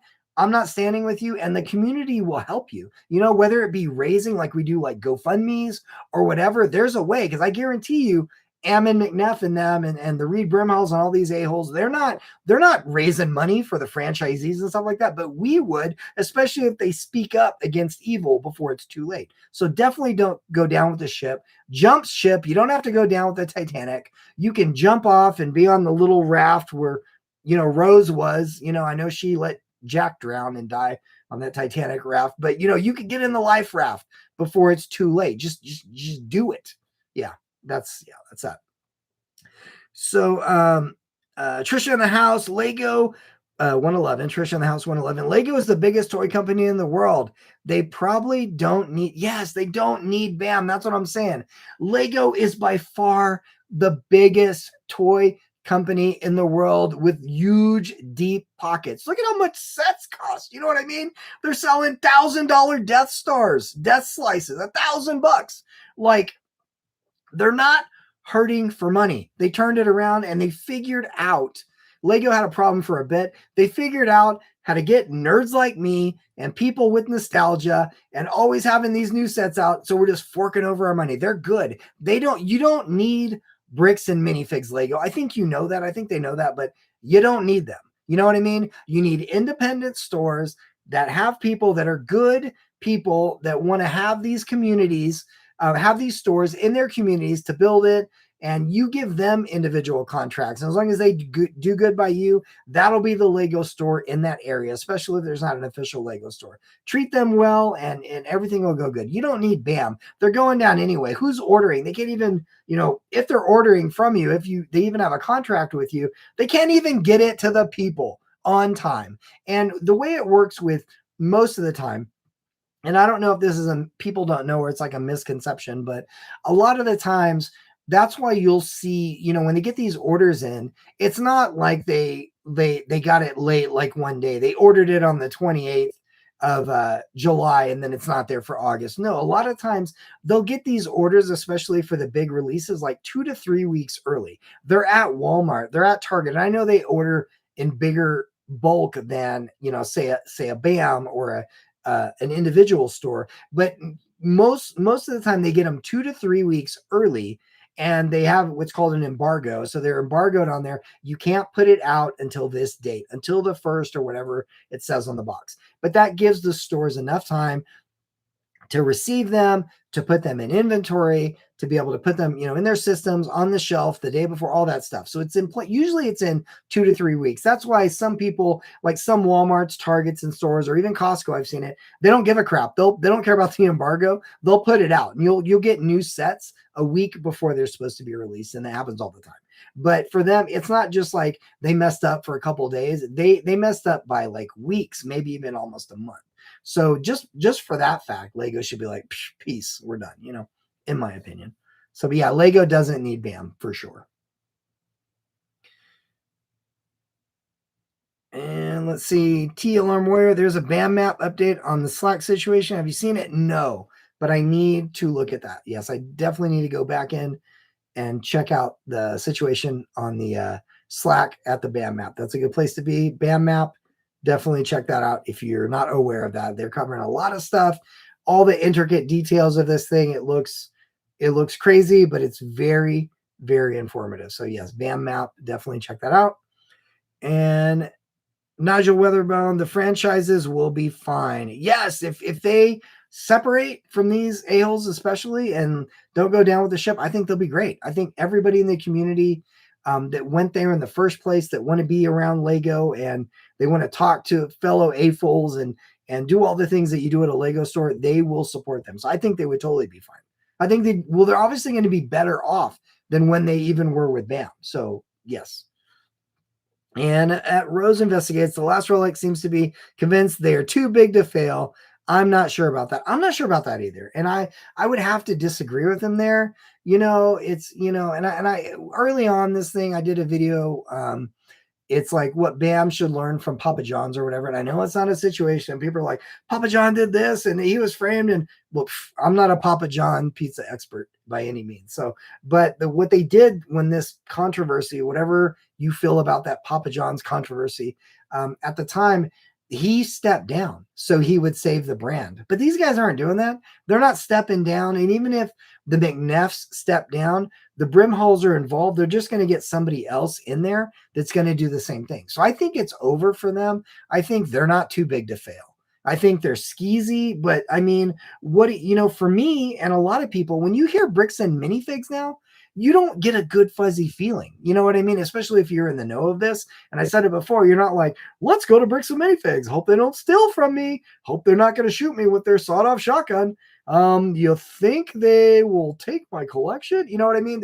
Are they gonna lowball you? All the other things, all the bad things that have surrounded Bricks and Minifigs are just been amplified by this thing. And with the leadership, going forward, especially the stores that are not doing anything different or staying silent or it's just with the McNeff effect, now that's an Urban Dictionary. It's going to be a thing where I think it's super possible that they're going to go down. They're going to run out of money, or they're going to slink away, or they're going to do something else. I don't think, people are like, some people have brought up, they're like, they're going to change names and rebrand. Like, we're not going to know. You know what I mean? Like, we're going to go, now, welcome to Minifigs and Bricks. Like, we're going to know who it is. It's all of a sudden this new franchise that's all over the place. You know what I mean? So we're going to know. I think their reign is almost over. And I personally think they're going down. So that's my opinion. But yeah. All right. T Alarm Warrior. It's over when no new franchises stop onboarding. Yes. And I think so. I think it's over when the new franchises stop onboarding. Like, that's what I'm saying. Who is buying, unless you were caught in the middle of this? Like I said, one just opened in Idaho. Now it's Monday. Oh, but Saturday. They just had their grand opening, which I feel so bad for these people, by the way. They're a few hours away from me, and they've been working on this for a year. And to be in the middle, imagine signing up for this crap, and then right before your grand opening, hello. You know what I mean? It's crazy. But there's people caught that already signed that are just waiting to open up their stores, So I feel super bad for those people. But if you're not a franchise yet and you have money to burn, or you have 250K or 400K just sitting there, to open your store, are you, with knowing all this crap, doing your due diligence and just looking online, especially if you're thinking about opening a Lego store? Who doesn't know about this? Who's going to willingly give these guys $250,000, $40,000 franchise fee to start? Who's going to do that on nobody? Like, nobody, not, I don't know. I don't even want to say anything, but I'm going to choose my wording correctly, but I'm not trying to offend anybody, but no one is going to, in their right mind, open up a Bricks and Minifigs franchise now, unless you're involved in corporate or something like that. It's like a sleazy takeover way or whatever like that. But no, just average mom and pop individual that are looking to invest, to retire, are going to do that anymore. So eventually, no new franchises. No, it's just gonna burn out, because that's where they're making their money, from the franchisees and all that stuff. It's not because they're so great at the Lego business. So yeah, they're gonna burn out sooner than later, probably. So Nigel Weatherbone, they aren't as big as some may think. Much larger companies have gone down. Exactly. Like, look at Quiznos. Is Quiznos still available? I don't know, but they had problems with their franchises and stuff. A lot of similar stuff. They were way bigger than BAM, and they had all sorts of things happening. But yeah, there's been way bigger companies that have gone bye-bye over less stuff than this. So I agree. TLR Warrior, can't use minifigs and bricks. It's already trademarked in the UK. Yeah, exactly. Yeah, I don't know. Yeah, but exactly. Or that, I feel it's hard for even people that have like bricks in the name. You know what I mean? And there's someone brought to my attention. There's a BAM, it's Books a Million, and I don't have any here. I don't know where the closest one is, but I guess it's a bookstore, Books a Million, or BAM. And they've been getting flack, and they sell books. They don't even sell Lego. And just having BAM in your acronym or your name, it's not good right now. It's bad. So Street Studs, what's up? Oh my gosh, we've been going on 3.5 hours almost, guys. I don't even know. It's crazy. Yeah, we've been talking all things BAM and the controversy, the scandal, what people's opinions are and stuff. But yeah, what's up? Thanks. If you're just tuning in, and that's what we've been doing. So, oh my gosh, guys. Well, I think, I was going to do it, I said I was going to stay till the 3-hour mark. We're at 3 hours and 23 minutes, but thank you guys for being part of the first live. I really appreciate that. I can't believe how it feels, because we've been talking about it the whole time, or at least I have. I feel it's been amazing. It's been amazing for my first live and everything. I'm definitely pumped and hyped to do more of these, because I just like hearing from you guys, and I like the participation. And I think I did my best. I think I answered every single question. So I think I did that, but I appreciate it. And I thank you guys. So I'm going to read these last ones. At Rose 00 Investigates. Awesome first stream. Thank you so much, Rose 00 Investigates. Thank you. everything for all you do. I thank you, and I appreciate you being part of it and asking amazing questions. Thank you so much. And at B Bandits, great stream, great entertainment as well. Thank you, man. I appreciate that. B Bandits, one of the OGs to the channel. And at T Alarm Warrior, many more lives coming. Yes, I'm gonna do because like I said, my past I used to do radio live, and I like talking to people, and I like talking. Obviously, if I can talk for 3.5 hours, no problem. But yeah, I might make it a weekly thing. So I think I'm gonna definitely do more lives as things progress. And so yeah, definitely. So this one is a great experience, and I loved it. So yeah. At Street Studs, yeah, great stream. You answer questions very well. Have a great night. Thank you. Thank you at Randy on the Run. Great stream. So, okay, guys, I appreciate you guys. Each and every one of you guys, thanks for tuning in, hanging out, especially if you hung out the whole 3.5 hours. Crazy. I'm like, I need some water? Yeah, my voice getting kind of crazy, but I appreciate you guys, and I will definitely see you guys in the next one. So y'all have a good night. Thanks.